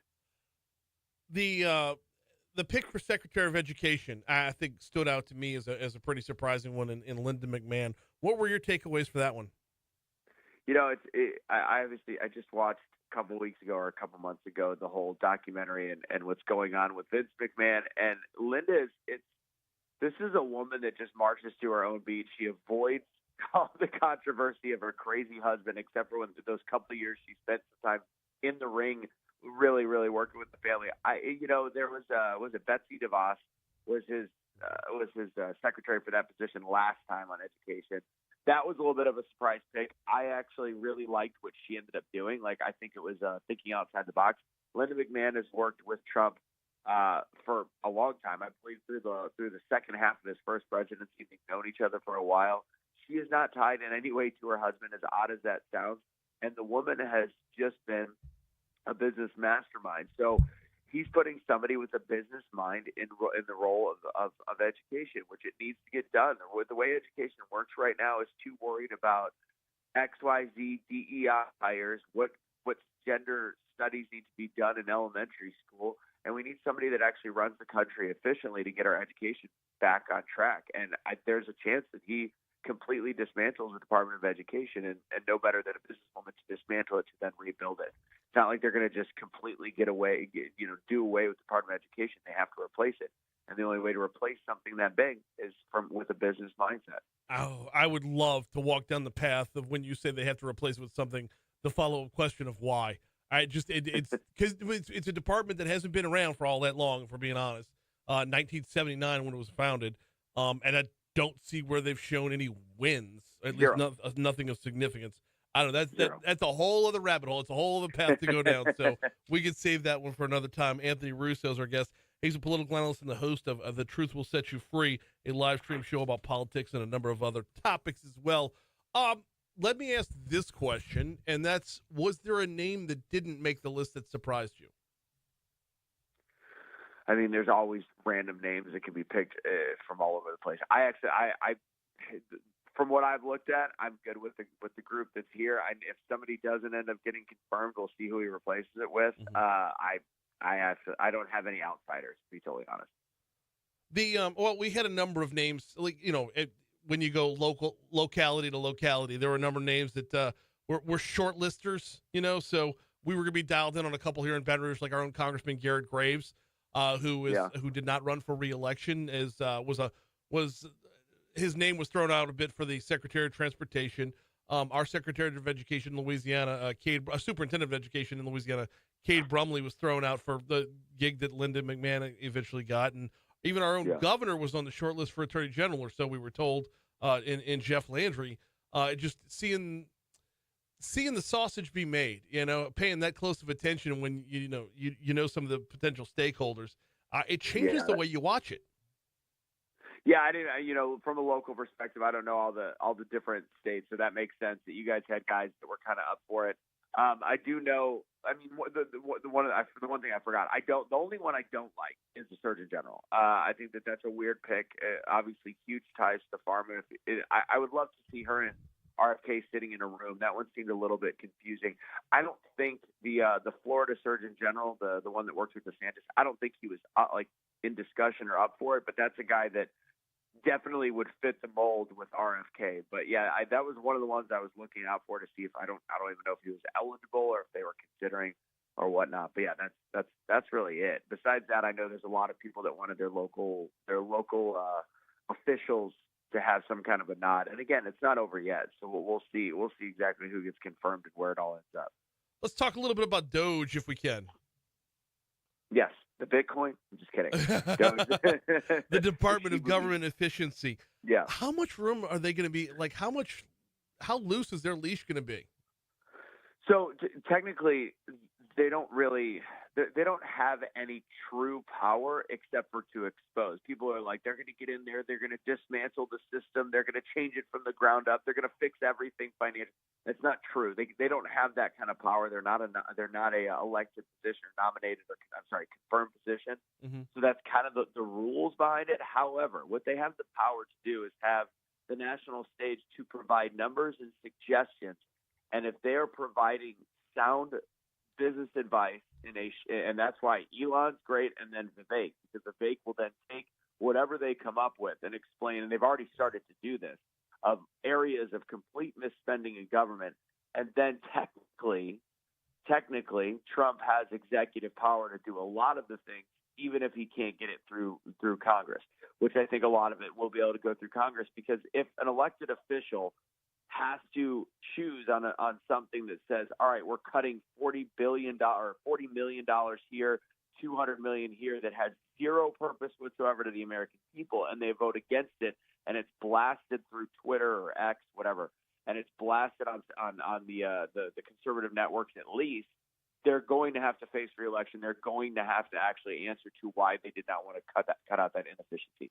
So that's going to be the process, and ultimately, worst case, there's a lot of power that the executive branch can have. I see this too as the Bobs from Office Space. What would you say you do here? That's going to be their role in the next year or so. In the meanwhile, he is Anthony Russo. Always appreciate the time, man. Thanks for hopping back on. No problem. Take it easy, brother. You too. It's 7:50. Here's your money now. What would you say you do here? I can't stand that character. The Bobs? I can't. Oh, the Bobs were awesome.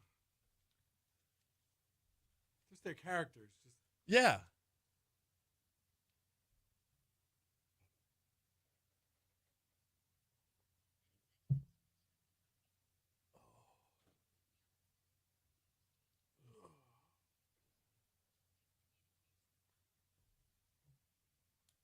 Don't you love like when movies have that resurgence?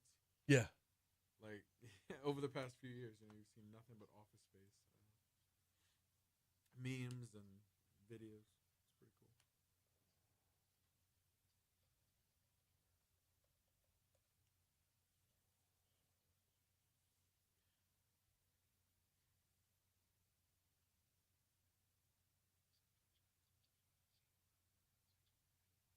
That's his name, Ron Livingston. Yeah. The lead character. Yeah. Yeah. He has a show called Louder Milk. I don't know if you ever watched it. It's on Netflix. It's really I've good. seen clips. I didn't. really I've good. never seen it. It's really good. I watched the first season. It was pretty good. I'm starting on the second.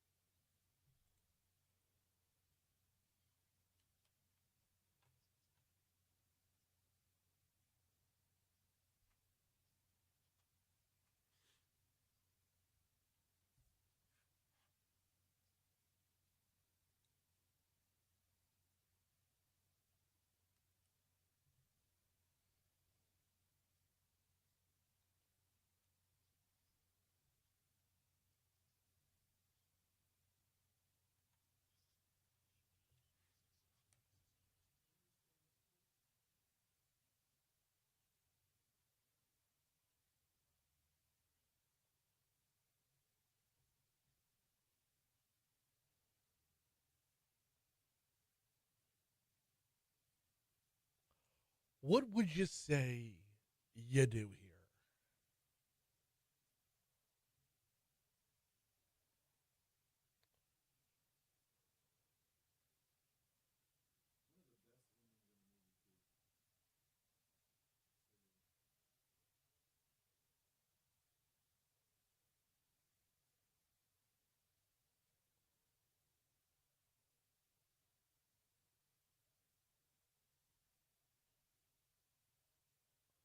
Byron says, "Are we in the fall of hope?" God, I hope not. That's where all the murders happen. When the hope comes out. Was Dr. Bombay nominated for Surgeon General? Oh. Why can't I get the bat off my shoulder? I should have a witty response here. I should have a witty response. I got nothing. Yeah, that's a I Dream of Jeannie reference, and it's old, and I can't get the bat off my shoulder.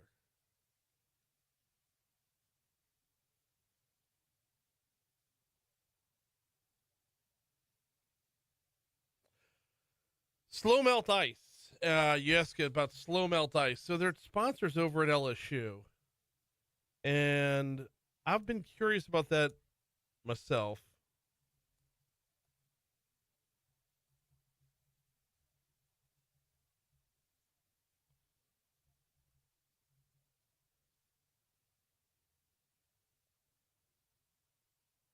But it legitimately, it doesn't melt as quickly. No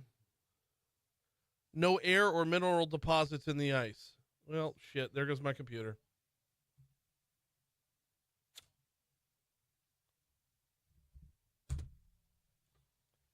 Deader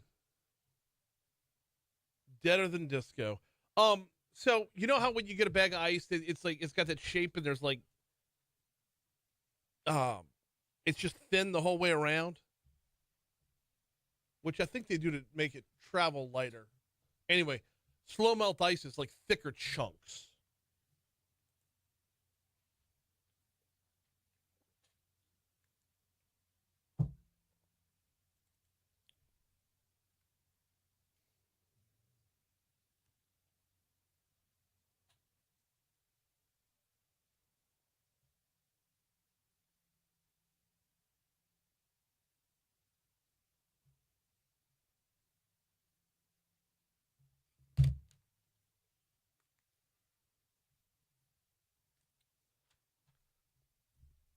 $7:55 Talk 107.3 FM WBRP mornings with Brian Haldane rolling right along.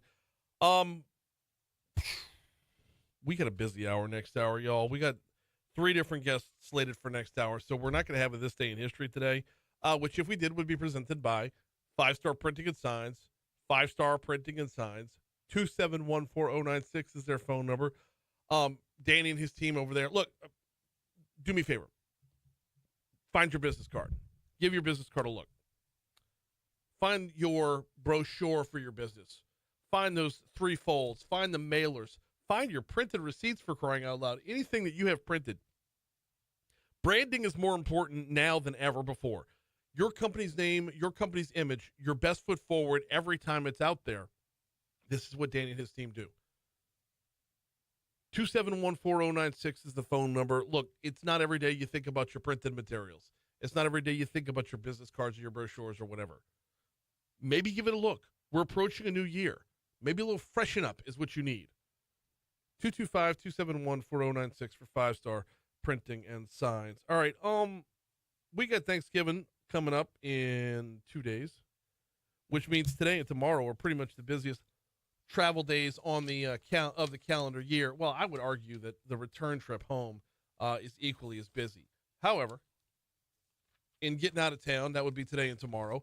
And if you're leaving, you're in good company. Cut 7. We're expecting a record number of people traveling for Thanksgiving holidays in all modes of transportation, whether it's by vehicle or by airplane or cruising. That is Don Redmond with AAA. Did he say cruising as well? Okay, can that be a new Thanksgiving tradition? I mean, number one, it would get a lot of people off of I-12. That's, I'm just being selfish because I take I-12. But, no, how about that for an interesting take, right? Getting the whole fam. Like, whose house are you going to for Thanksgiving? Oh, Royal Caribbean. Oh, we're going Carnival. Oh, we're going Disney. Like, that would be a completely different take on Thanksgiving. By the way, almost 80 million people total. 79.9 is what they're saying. 72 million would be by car. And with that many people out there, give yourself, budget the extra time on the front end. We are looking at numbers that are far exceeding pre-pandemic numbers. So this is great news for the travel industry indeed, but just a caution for all travelers to expect busy roadways, busy airports. Yep, on both fronts to be sure. By the way, gas is definitely cheaper this year than it was at this time last year. National average about $2.70 per gallon. Don Redmond says this is the same story throughout most of the Gulf Coast region. If you stay within Alabama, Louisiana, Mississippi, Texas, those prices are going to be well under $3 a gallon. Sorry, I said nationally the average. I meant Louisiana's average is around $2.70 a gallon. Look, the number of people, 80 million people expected to travel, but the way they define travel is 50 miles or more. So, I mean, I guess technically from here to St. Tammany Parish, I'm considered traveling. I don't consider we travel for Thanksgiving, but by their definition, we most certainly do. So be safe out on the roads and budget that extra time. We got 1 minute till we hit news here at the top of the hour. Oh, I do need to remind you about the folks over at Parish Construction and Roofing. ParishBuilt.com is the website, ParishBuilt.com. You're listening to one happy customer of Parish Construction and Roofing. In fact, I was just texting back and forth with Zach during a break earlier because they got some little touch-up work to do on the back end, working on the dormers on my house. The process, when you consider doing business with someone you know and what all it means, it makes the process so much easier. When you do business with someone you know, you're doing business with someone you can call, someone you can text, someone you can lean on, someone who can help you through every step of the process. Check them out online at parishbuilt.com, parishbuilt.com. Fill out that little form. Let them come get on your roof, see if you've got any damage. If you need any repairs, or like me, you need a replacement, it starts at parishbuilt.com, 364-1007 for Parish Construction and Roofing.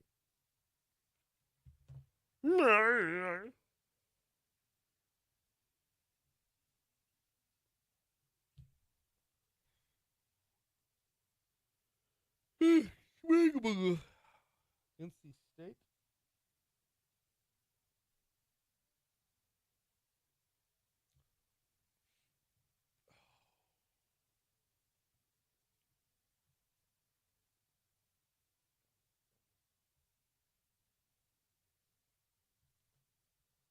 All right, where's my stuff from Secretary Bourgeois? You know what? I printed my stuff from, here it is, for just this reason.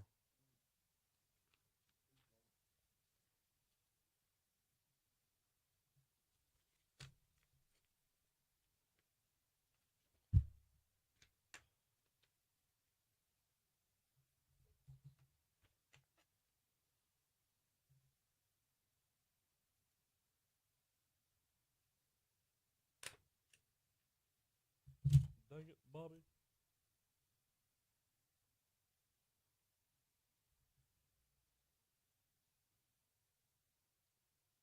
Let me text Bo Wegman.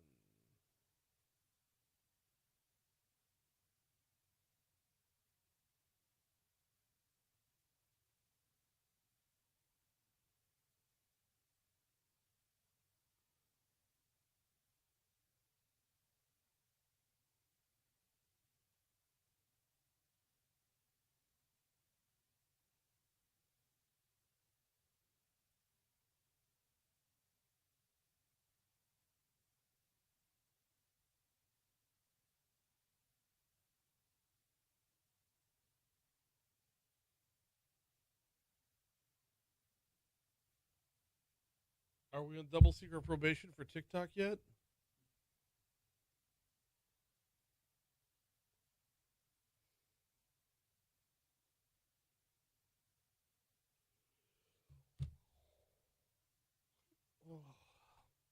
Every time I hear the phrase rent due in that commercial, I think of the landlord from Coming to America.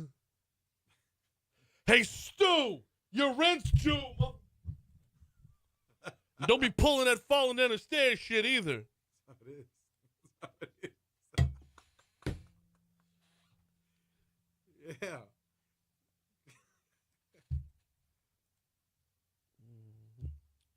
I really should have taken tomorrow off, too. Just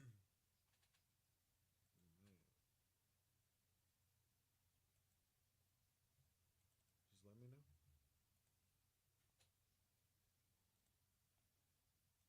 Are you thinking about it? Mm-mm. Oh. Too late now. I got guests booked out and everything.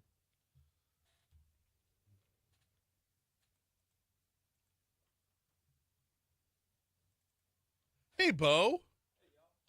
I just texted you. Studio. Hello, good morning. Yes, ma'am. We'll have you on here in just a few minutes. No. We can deal with that another time. This cord that you gave me a few months ago for my laptop, yeah, I don't know what to do with that yet. I haven't gotten to it yet. Yeah. I'm not worried about that so much right now. Yeah. Okay. My laptop, the power cable, the charging cable doesn't work for my laptop.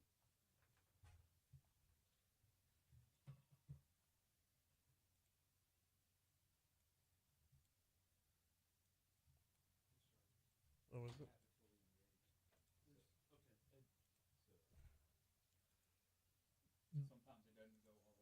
Like 80% of the time, it doesn't go all the way in. How long have I had the show? Yeah, it's cracked and everything. Not for 3 hours. Like, I can't get from the beginning of the show to the end without it dying. Okay. I'm fine with that. It runs just fine. Yeah, no, I have no latency, no yeah, no, it runs Adobe just fine. I can edit and audition easy peasy. Thank you. Probably. It's old. Yeah. But like, look.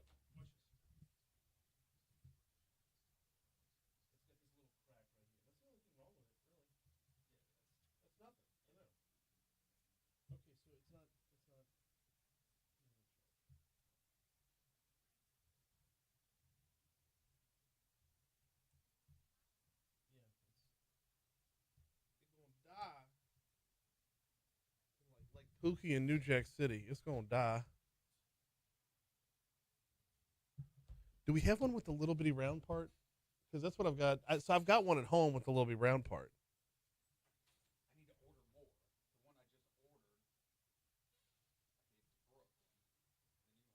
Yeah. We have two Brooklyns now. In what world do two Brooklyns work in the same place?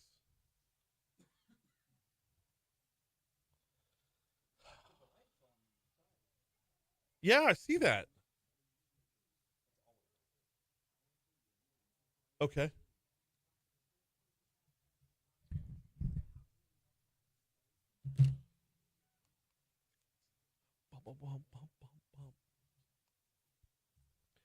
806 Talk 107.3 FM WBRP. Mornings with Brian Haldane, rolling right along. Hour 3 coming your way right now. Brian here with you, John LaBeouf producing.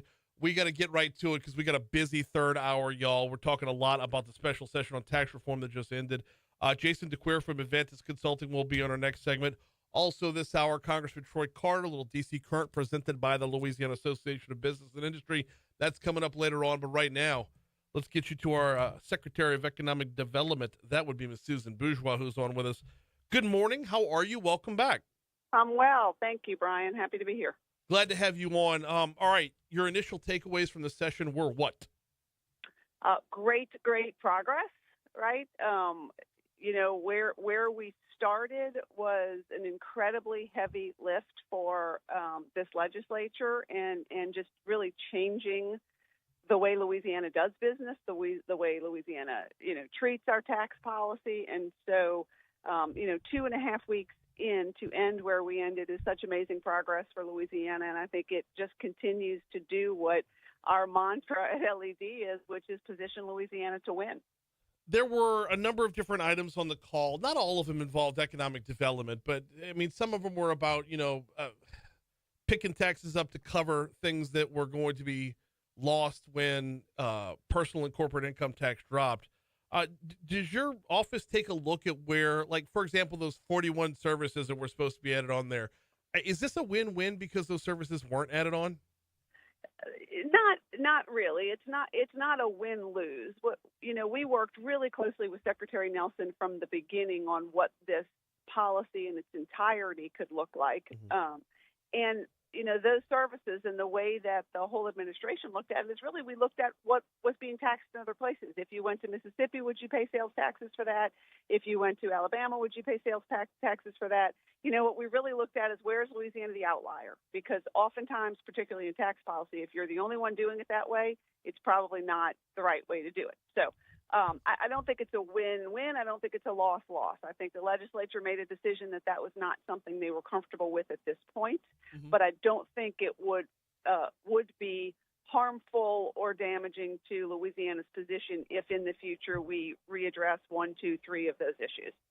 We're talking with Susan Bourgeois from the Louisiana's Economic Development Department.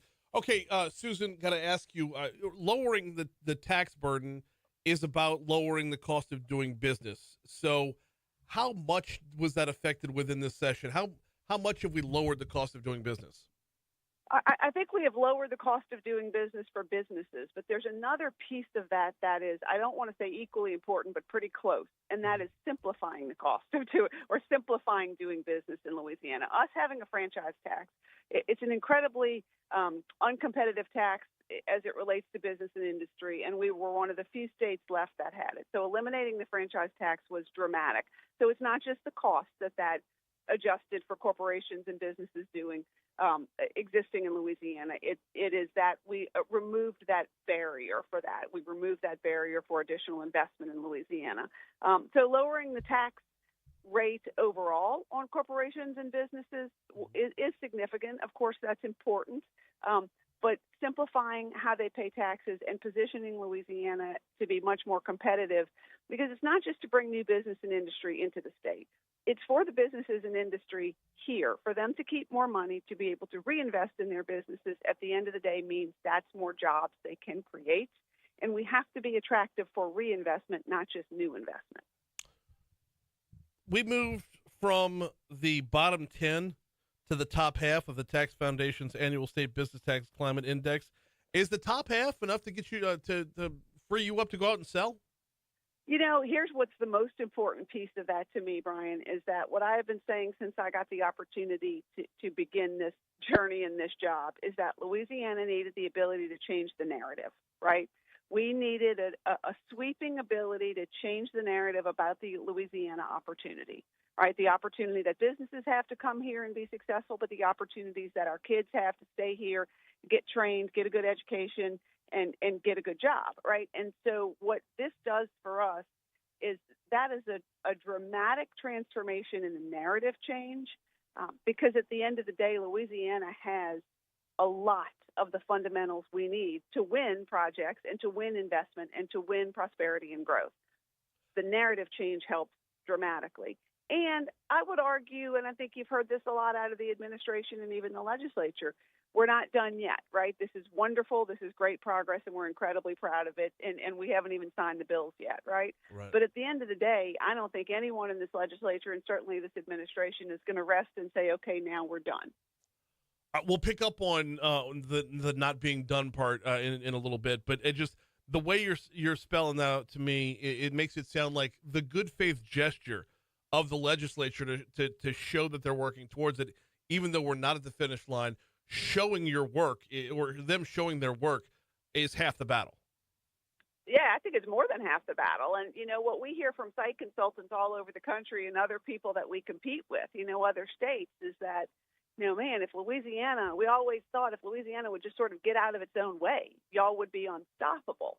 And this was a huge part of us getting out of our own way, if you will. You know, again, it just positions us far more competitively to take advantage of all the things we already have naturally, right? The river, our fertile soil, our workforce, our ability to understand, you know, the petrochemical industry and the opportunity for people to get good jobs and continue good jobs that their families have had for years and years and years and generations. So we had all those things. We just had a tax policy that was holding us back. And so it's more than a gesture. It's meaningful progress. Economic Development Secretary Susan Bourgeois is our guest for another couple minutes. So the statement from your office that came out immediately after the session, we're not done yet. The success of the special session sets the stage for consideration of a long overdue overhaul of the state's approach to business incentives. What does an overhaul look like? Well, what an overhaul looks like is, you know, first of all, what we say inside of our department and this administration is embracing is we're interested in incentives, not subsidies, right? We don't want to create systems that just become subsidies for the long term. We want to create incentives that make us attractive to get people here to build an infrastructure around permanent jobs. So the most important piece of this, you know, Brian, I was on your show a few months back talking about the bill that we passed last session to restructure our department and to really position us as still a government agency, but one that can be look more like the private sector and responsive to the private sector. And the biggest part of that legislation was the insistence on a strategic plan for our department and therefore economic development.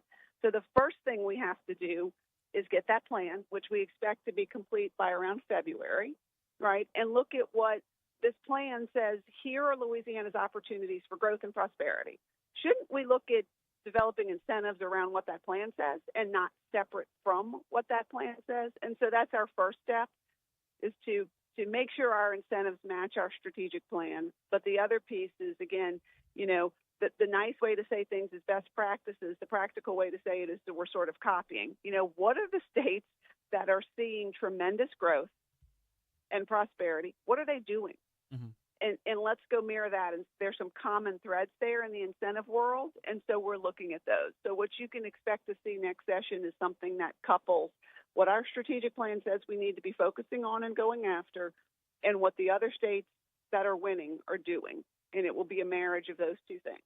So on the tax front, are we good right now and we're looking to move on to other aspects of the overhaul, or is there more work to be done on taxes too? I think on the tax front, I suspect, you know, I won't speak for the legislature, but I suspect now we're in a let's let this flush out mode. Let's see the revenue that we realize from this. You know, everything was based on predictions, very good science-based predictions and math-based predictions, but predictions nonetheless. So let's let this play out and see what the revenue stream looks like, and continue to look forward and not backwards on this. She is Economic Development Secretary Susan Bourgeois. Let's get you back on early into the new year when we start mapping out what 2025 is going to look like. Happy to do it. Sounds great. Thank you so much for the time and happy Thanksgiving. Thank you, Brian. Absolutely. We're at 8:13. My computer died, so 8:15. We're long here. All right, Jason DeCuir from Advances Consulting is up next.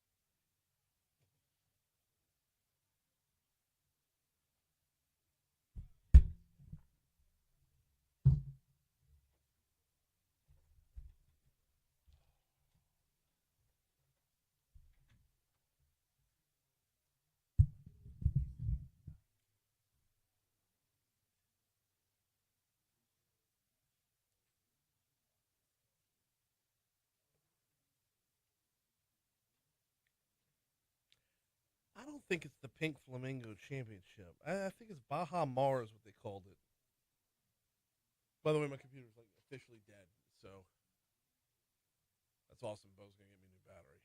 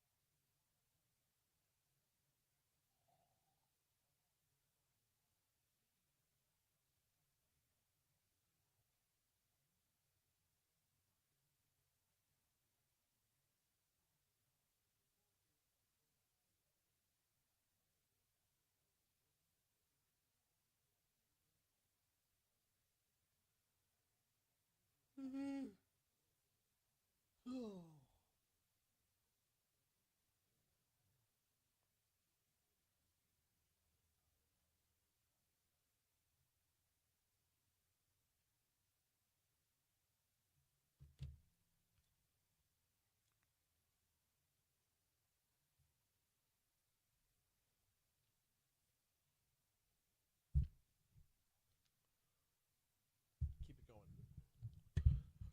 Week 13 in the NFL starts with a special Thanksgiving Day triple header Thursday. First, Lions host the Bears at 11:30 a.m., followed by the Cowboys and Giants at 3:30 p.m. Then the Packers will host the Dolphins at 7:20 p.m. Happy Thanksgiving from Talk 107.3 FM. Sticking with that special session on tax reform, we've been leaning on him the whole time. Why stop now? Jason DeCuir from Advantage Consulting joins us. Jason, how are you, man? I'm good, Brian. As soon as they hit the gavel, man, I took my 16-year-old to the Big Apple for his birthday. So I'm talking to you from New York, and I got like all tax planners, I got a good backup plan if my cell service goes bad. I've got the one and only Mary Robinson on here with me, as you know, has been a tremendous asset throughout the session, tracking and all of the bills. I mean, I wish. Hey, Mary, good to have you on as well. I wish you would have told me because we could have punted on this, man. But now that I got you, I'm keeping you. But like, it's anything for you, Brian. It excites me. You know? Yeah, no. Now I'm going to spend my entire Thanksgiving racked with guilt. So thank you. No, absolutely not. We enjoy it. It's fun. The biggest takeaway of the session was what? Man, impressive. It was. They got a lot done. I mean, I know they didn't get everything done. I heard the secretary on earlier saying they kind of missed on the services bill, and you and I have talked about that. And maybe the best way is to start adding some services rather than trying to add 40 new ones. And right. And they kind of hit a stall there when the services bill didn't cross over to the Senate, because you've got all these tax cuts and good tax policy, as the secretary mentioned, getting rid of franchise tax, cutting rates, but then you had no way to pay for it. So they had to pause there and figure out what do we do. And obviously the pay for was going back up to a 5% sales tax. Of course, they had to move the corporate income tax rate up a little bit too to generate some revenue as well. They moved it from 3.5 to 5.5. But all in all, I mean, if you look at what they were able to accomplish in that short period of time, you would have to say it was a success, and obviously taking care of what could be projected budget issues. The one area, obviously, that they missed on, which is a tough issue. It just gets into that state and local government funding, and that's the inventory tax. And we know we still need to look at phasing that tax out. It's a harmful tax, but it's one that businesses pay to local government, and the state reimburses businesses. So you kind of caught in that whole. Did we? I don't know. Yeah, yep. You heard it right there, Mary. Yeah.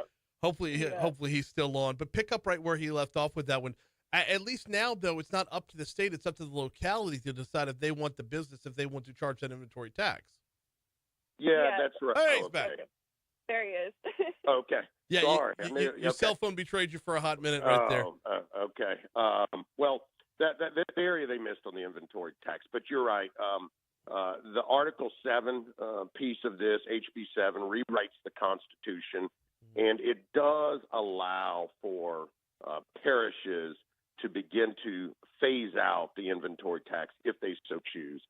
They put the 15% assessment ratio in statute now. That used to be in the Constitution. So parishes had to charge that 15% on inventory. Now they can, parish by parish, reduce that 15% down to whatever they so choose to begin to kind of phase it out on their own.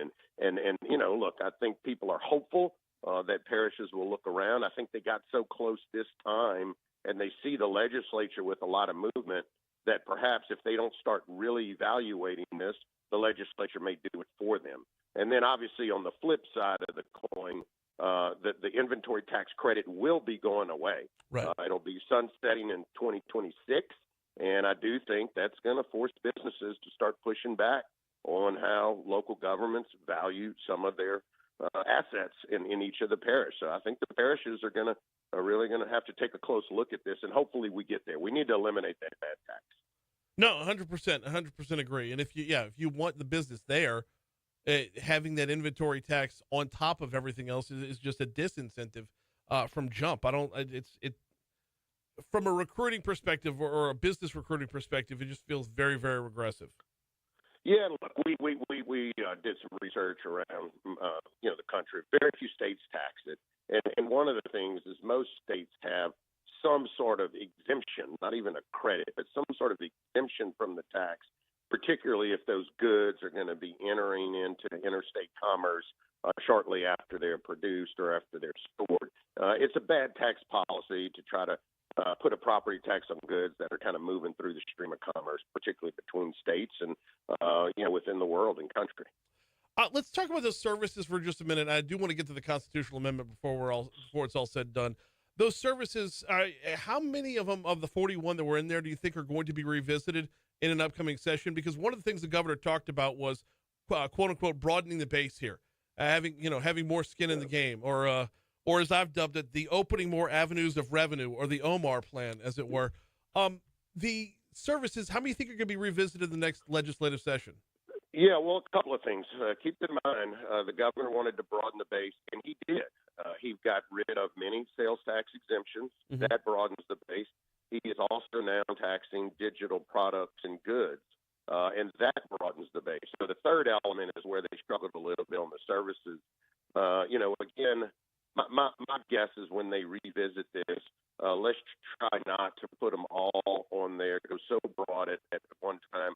Particularly, Brian, and I know this is where we're going to, hit a little bit of a snag every time we do when we have this conversation, because it's still an area we need to improve, particularly since we don't have a centralized sales tax collection system. When you start asking companies, businesses to start collecting sales tax in the system we have in Louisiana that have never done it before, I think that's why they hit a little bit of the strain on the services.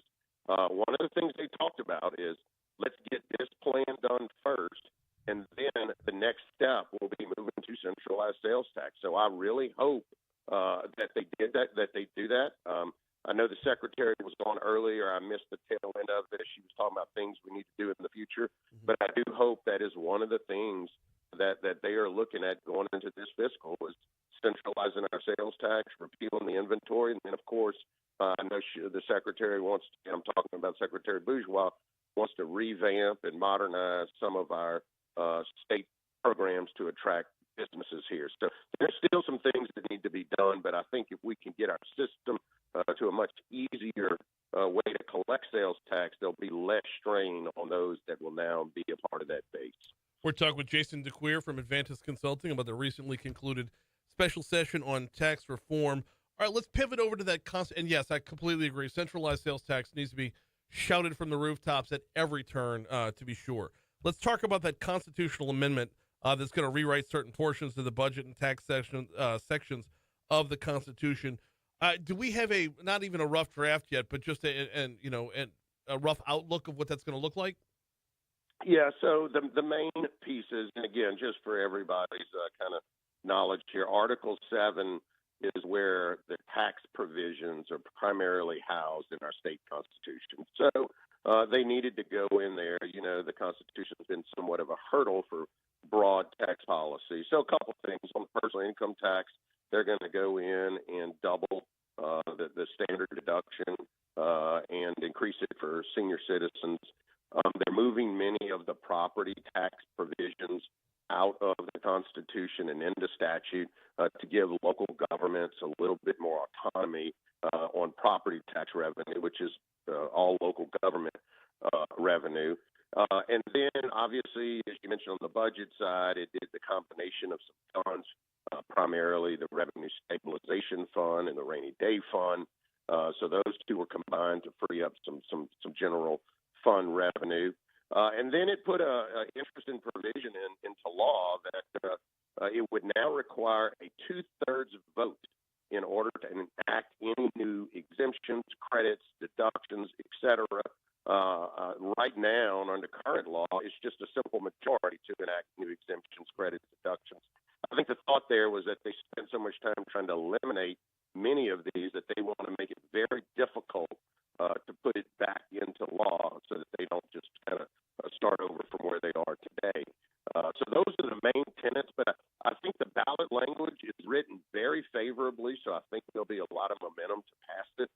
It basically talks about, reducing your personal income tax, permanent teacher pay raise, and I think it's got some positive line items in there for senior citizens. So when most go to the polls and read that language, they may not understand all the tenets of the package, but I think the ballot language is something that most it would appeal to most of our citizens. And last one before I get you out of here, we got less than a minute to go, and that is, are we at the appropriate pausing point to now take a look at the budget and see what needs to be trimmed over there before we go back to the cutting side? We have to do that, Brian. I mean, state government has to run more efficiently. Yes. You know, I could give you example after example, but you and I can't build our household budgets on any more money than we have today, and things change. We have to adapt for those change. When our household budget shrinks, we can't go out and ask taxpayers to give us more money. And so government needs to run much like that and continue to operate within its means. And I could go on and on about that, and technologies, efficiencies, keeping up with modernization.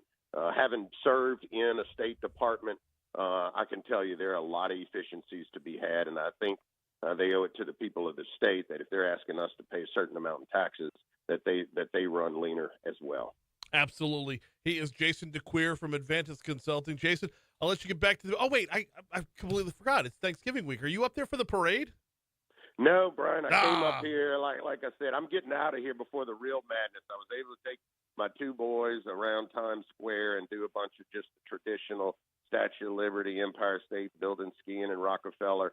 Now we're going to get out of here before the madness comes. All right, good stuff. Well, safe travels home. Mary, thank you for hanging in. It's kind of pinch hit if he would have faded out. No problem. What I do best. Happy Thanksgiving to you both. We'll talk soon. Thank you. Happy Thanksgiving to you all. Always. We're a couple seconds late for news. Here we go.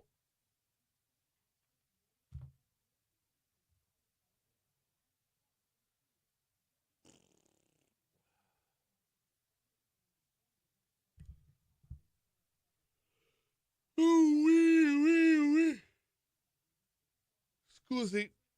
Oh, man. Oh, no. Big news, big news, big news, big news. LSU versus Oklahoma, slated for a 6 p.m. kickoff, will now be 6:05. Revamp your Saturday, people. I don't know.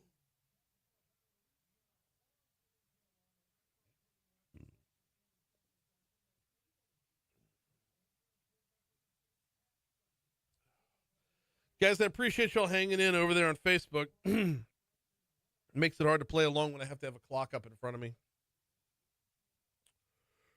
sir.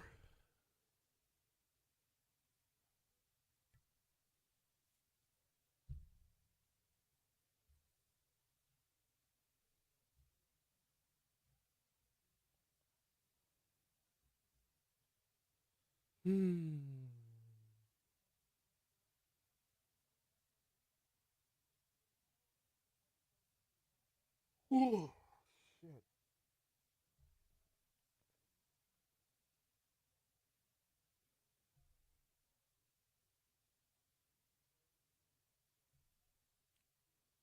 Buck, buck, buck, buck, buck, buck.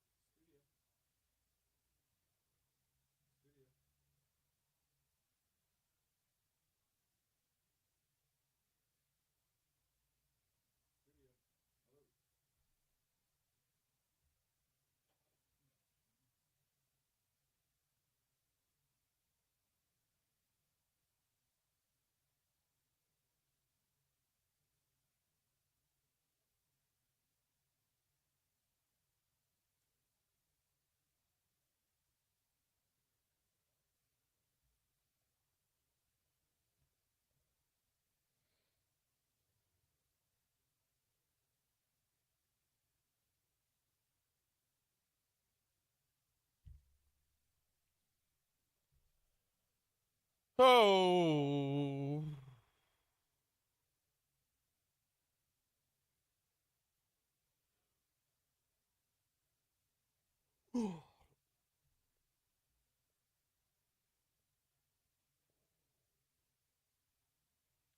Crumb.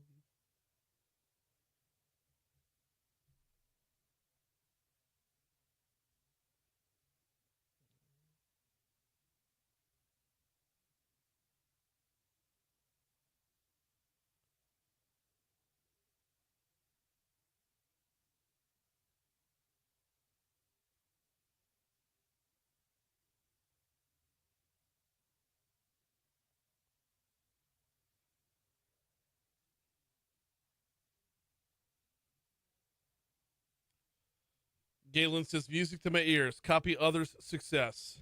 100%, Galen. That's working smart, not working hard.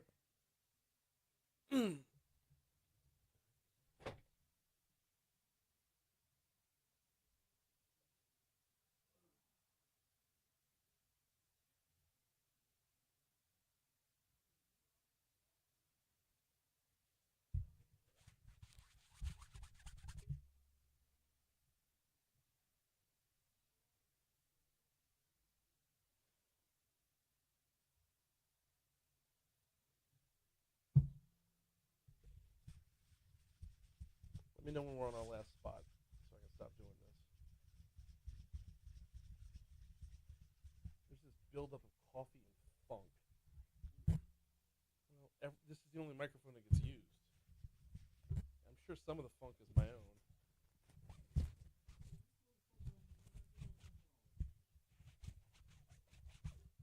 But like Kevin uses this one, and Jaguar Charlie uses this one, and so.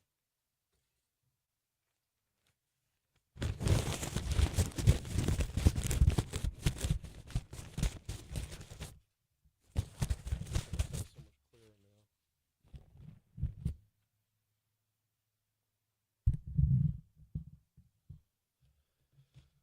All right, time to get a look at your forecast. Here's what we got going on today. It's going to get up to, actually, it's not going to be that bad today. Your high today, because we're going to have cloudy skies all day, is only 71 degrees. Tomorrow, we'll get all the way up to 79. Overnight low tonight, 53. Overnight low Wednesday night into Thanksgiving Day is going to be 67. We will see some thunderstorms in the overnight early morning hours of Thanksgiving Day, and that's going to cool things off greatly. Thanksgiving's high is 68. Overnight low 46. Friday's high 59. Overnight low, get this, 37.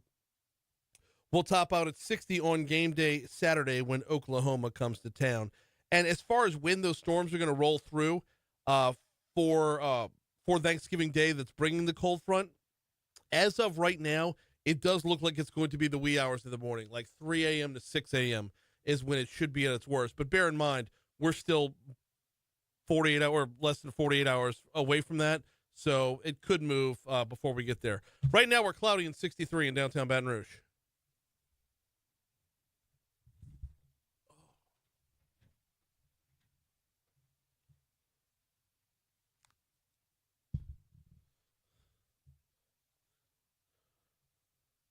It's 8:38 at Talk 107.3 FM, WBRP, waiting on Congressman Troy Carter to hop on board for DC Current, presented by LABI. Got a couple different things to talk about with the Congressman, not the least of which is him opting to sleep outdoors recently. We'll talk about that and a little bit about the state's sovereignty in the Gulf of Mexico as well. There he is. He's on right now. Congressman Carter, welcome back. How are you, sir?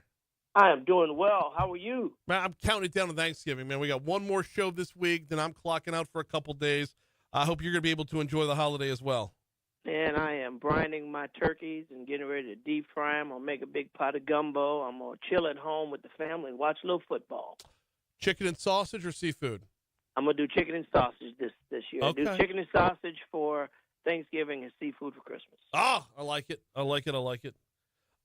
We got a lot to talk about. Hey, can we start off with you going for a little camp out there, sleeping outdoors in this? The homelessness problem in New Orleans has been in the spotlight a good bit. Talk to me a little bit about the decision to partake in this program and what you got out of it. Well, Covenant House does a incredible job of providing resources for homeless youth primarily. Young people, for whatever reason, who find themselves as runaways or escaped from trafficking situations, drug abuse, or just, economic woes that, or not having a family to be with. Any one of those and many other reasons.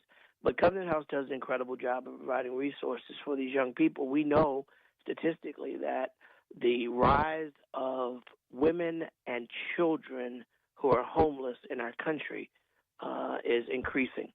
Also, in New Orleans and the metropolitan area, those numbers are at a skyrocketed rate.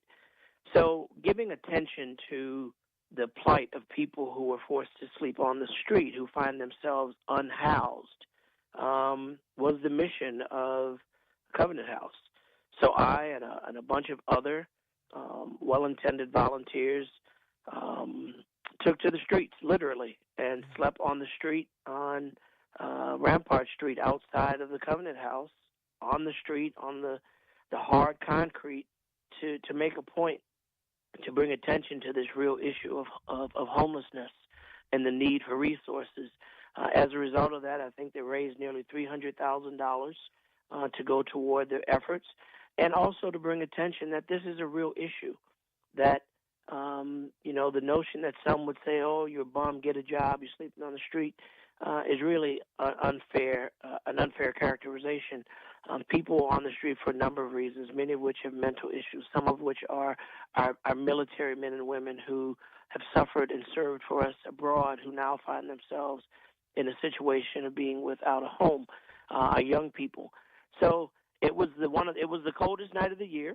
It was very cold and the ground was hard, but I think we made a point that if we walk a mile in the shoes of someone else, you can feel their pain a little bit better and thus be provided to help and provide resources, particularly at this time of Thanksgiving, when we all should be in the mindset of sharing our blessings with those who are less fortunate. It was last Thursday night, right? Yes. Yeah, we dipped into the 40s. I mean, it was Yeah, it was. Trust me when I tell you, laying on that hard concrete, even though on a cardboard box in a sleeping bag, it's pretty cold. And that wind whips and the sounds of New Orleans. And here's the other part that's critically important that people don't think about. While we had security out there, most people are sleeping on the street. They're prone to be a victim. They're in the elements. They're subject to anyone who wants to do them harm.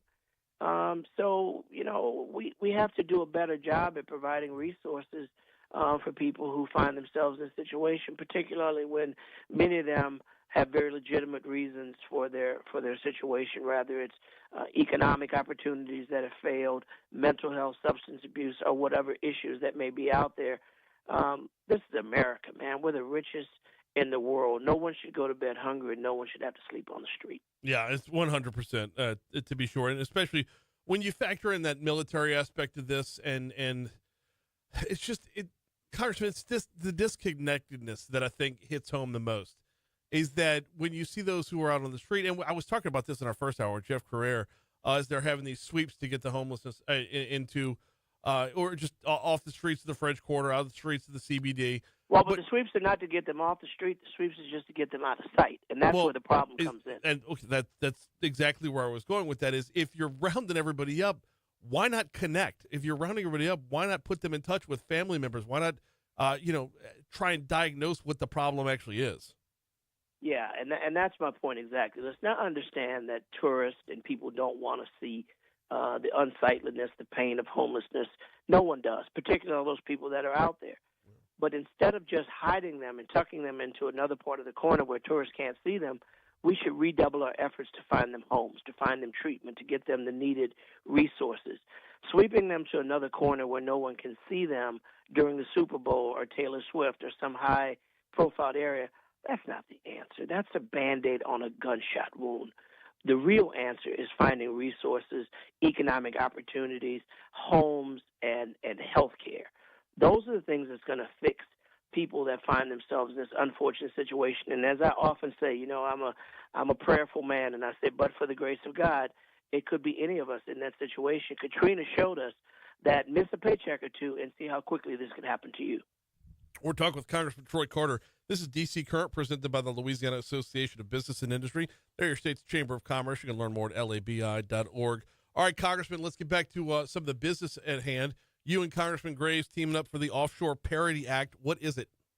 Well, this bill amends the Outer Continental Shelf Lands Act. What it basically does is it says, listen, we want to be able to control our portion and protect our coastal communities and strengthen our fisheries. And we know that in Texas and Florida, they have more authority over their waters than we do. This would create parity for Louisiana, Mississippi, and Alabama to have the same authority over its waters that Texas and Florida does.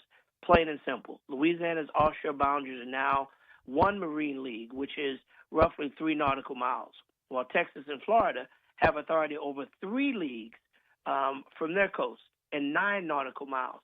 So the question is, what's different between Alabama, Mississippi, and Louisiana that Texas and Florida has? We don't think there's any, and therefore the bill would seek to have parity and give us an opportunity to not only control our lands but also control the revenues that come from our waters. What kind of revenues come from the waters? Obviously, oil and gas comes to mind, but what else is in that mix? Well, we have our fisheries. We have revenues that come from of course, our resources, including energy, but also our fisheries. And oftentimes our men and women who make their living and provide for our incredible seafood, not only in Louisiana but all over the world, get the raw end of the deal. We want parity, so our energy is protected, our fisheries are protected, our fishermen and fisherwomen are protected. Listen, this is another one of those bipartisan common sense measures that, sometimes common sense is not as common as it should be. Hopefully this is one that we can correct. I didn't realize our fisheries were subject to this. I just thought they were their own entity there. Well, when we control more of the water, we control more of the nautical miles, we expand our fishery zones. How big of a fight is this going to be? Yeah, I understand this feels like a no-brainer for you and for me and for Congressman Graves and for anybody in Louisiana, Mississippi, or Alabama. But is it a no-brainer for those who aren't from here and might not understand what we're dealing with to keep up with our own coast? I wish I could tell you it was. Nothing in Washington is a no-brainer, unfortunately. Even those things that seem to be the most simple measures tend to find a way to complexity. Every yin has a yang. Every granular of sand that's moved affects another one. So, I don't know. This is something that should have been done before, yet it hasn't been done. So we will continue to wade through and bring on additional co-authors and other bipartisan members to hope that it's a smooth sail. But even once we finish the smooth sail on the House side, as you know, we have a mirroring chamber that we have to do the same thing in the U.S. Senate. So we'll keep our fingers crossed. I've learned to be cautiously optimistic, put my helmet on, put my head down, and run hard. You ready for the Bayou Classic? Speaking of putting my helmet on and running hard, perfect transition, my friend. I try. Yes, I am. The 51st annual Bayou Classic, man. It brings in 250,000 visitors into Louisiana, dumping millions of dollars in economic impact, highlights two powerhouse universities, Southern University and Grambling State University, two universities that's known for their athletic prowess and also their academic prowess. Mm-hmm. This is an opportunity to highlight HBCUs, the greatness that comes out of these institutions, the leaders that they give birth to, but also time for people to come and have a reunion, see their old friends, come and enjoy the small business opportunities for our small businesses to partake in the economic opportunity of having hundreds of thousands of people in New Orleans. The Battle of the Band, which pits two of the best marching bands in the world against each other. Arguably, the halftime show is as exciting as the actual football game. Someone asked me the other day, outside the football game, what's the best part of the whole game? While I'm usually saying hi, walking around, and intermittently popping in to see what the score is on the football game, I am certain to be planted in my seat when the Battle of the Band starts at halftime. It's always a treat. It's always my favorite part of the game. Wow, this year you might want to pay a little bit more attention to the game itself as well, because Southern's got it going on. They are hot right now, running roughshod over the SWAC, so Grambling's got a test. Grambling's going to get beat up on Saturday. That's just the way it is. Listen, let's be kind. Listen, I think the odds makers agree with you, but, I always look for a good game. And as I said at the kickoff yesterday, while these two teams will put their helmets on and they will fight to the dickens to win, when it's all over, they'll take their helmets off, they'll have a cold something, and then they'll go on to the next step. And truly, while in any contest only one person could win, no one's really a loser. Both teams are winners because the attention that this nationally televised football game gives to Louisiana is unmeasurable in the amount of economic impact it has for the culture, the history, the beauty of Louisiana and all that we have to offer. So it's a win-win. It's a great event. I'd encourage everyone, if you can't get down to New Orleans to the Superdome, tune in. It's going to be televised live. And people all over the world will get to see what Louisiana is made of. 1 p.m. Saturday, to be sure. He is Congressman Troy Carter. We always appreciate the time, sir. You have a great Thanksgiving. We'll talk to you next week. God bless you, my friend, and have a fantastic Thanksgiving. You too. Are we late? All right, here's your money now. Oh, hell. I'm so sorry. Oh. I'm sorry. My bad.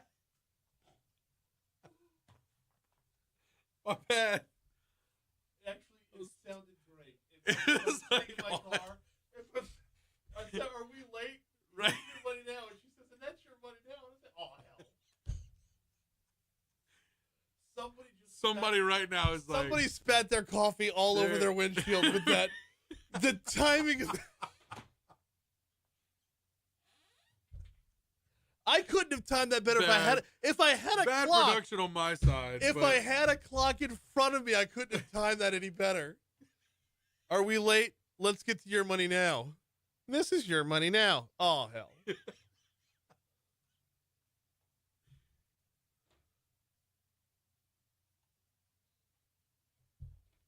Oh, shit.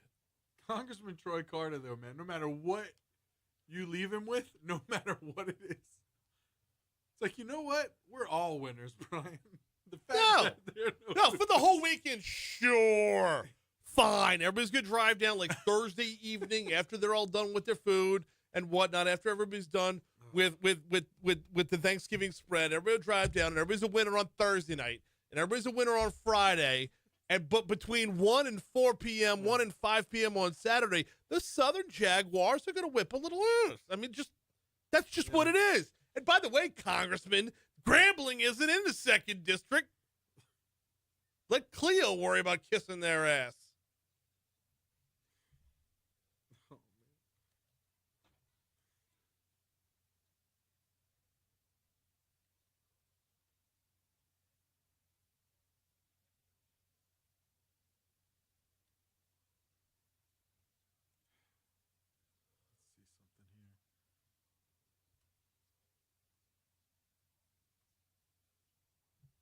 And yeah, I was going to make fun of him for the sleeping bag. So I'm like, oh, you're out there in solidarity with the homeless, but you made a stop by the backpacker on your way.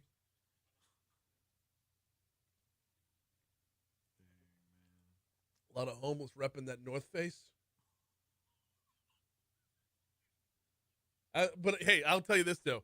Hey, he puts his money where his mouth is. Like I'm not sleeping on Rampart Street. I could do that though. I could pull that off. If I had that nice sleeping bag, just my head sticking out.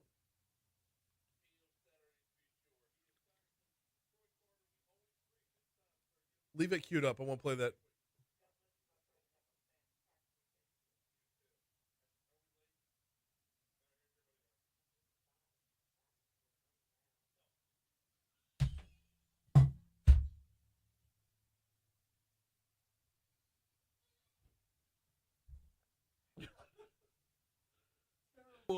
Terrible on my end, but it's like a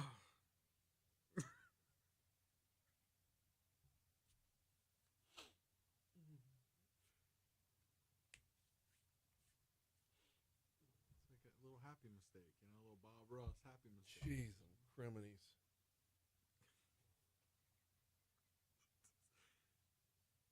I don't mean to laugh at the disappointment in your voice, but dang.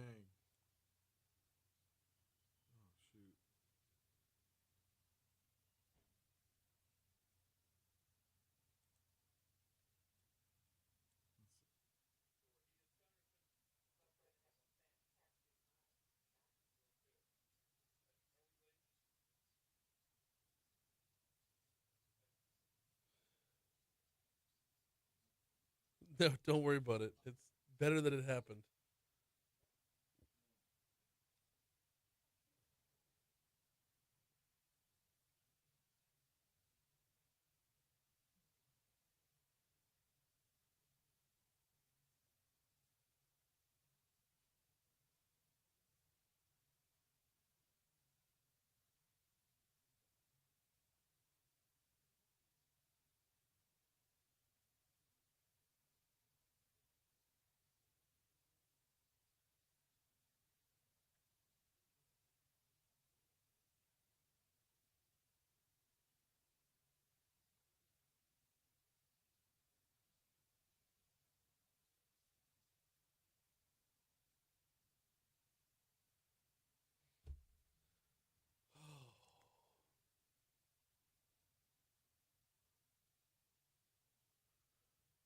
$8:56 Talk 107.3 FM WPRP mornings with Brian Haldane rolling right along. Talk 107.3 and Citizens Bank and Trust are bringing you the ultimate holiday gift with our Home for the Holiday sweepstakes. Imagine 2025 with your rent or mortgage covered up to $18,000. We're here to make your holidays a whole lot brighter. Just sign up at talk1073.com and you can be living stress-free next year. The winner will be notified on December 20th, like we said, brought to you by Citizens Bank and Trust. John. Yes. How bad did that sound going into break? Mean, can you cue it up? I know I'm asking for it, but I mean, we record everything here. Can we hear how that sounded getting the congressman off the air? All right, let's go with it. I'm kind of embarrassed. I'm slightly embarrassed. Are we late? All right, here's your money now. 185. That's your money now. Oh, hell. Okay. That's about what I thought. That was about what I thought. By the way, I put that on a T for the congressman whose 2nd congressional district does include a whole lot of the Jaguar Nation. And he had to say we're both going to be winners? I mean, sure. After Thanksgiving dinner, when everybody drives down on Thursday evening, everyone's a winner. All day Friday, everyone's a winner. But from 1 to 5 on Saturday, no, stand out the way. That's Jaguars are running roughshod over that. Over to 1 to 5 p.m. Hey, before you hit the road, well, we're kind of running short on time for this one, but before you hit the road, you might want to hit up Vex European. If you drive a European vehicle, Vinny and his team over at Vex European they're your answer here, because they've got a master technician that is going to specialize in your make of vehicle. If you drive a Mercedes, a BMW, if you drive a Jaguar, a Land Rover, a Range Rover, they've got you covered and will pair you with a technician who knows your vehicle or your make of vehicle inside and out. You can check them out online at vexeuropean.com, vexeuropean.com. Same day or next day service, next day at the worst, over at Vex European. In fact, I got to hop on there. I got to go see Vinny next week. As the weather was getting colder and my belts were starting to squeak, I was hitting that when I turned the car on. Yeah, I need to go get that looked at. vexeuropean.com. Time for the outside in. Let's go.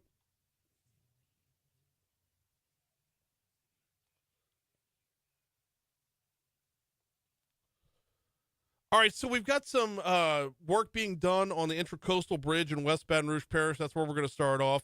The Louisiana Department of Transportation Development announced it's starting tonight. All southbound traffic on Highway 1 will be directed onto the LA1 southbound bridge. This is expected to last until 4 a.m. tomorrow. Additionally, intermittent left and right lane closures going south will continue through December 13th. This is in the 7 p.m. to 4 a.m. time slot all those days. Heading over to Point Capee Parish, and I just lost my clock on my phone, too, so I'm going to need you here, John. Heading over to Point Capee Parish on Monday night, the town of Fort Oche announced their police chief, Tate Slocum, will be retiring on December 1st. The town will begin the process of appointing an interim and then replacement. The town will appoint that interim on their meeting on December 2nd. That chief will serve until May of 2025 when a special election can be held. That is it for the outside in. That's it for the show. Moon's next. Oh, my word. Hello. How are you? Doing very, very well. I don't know what's happening.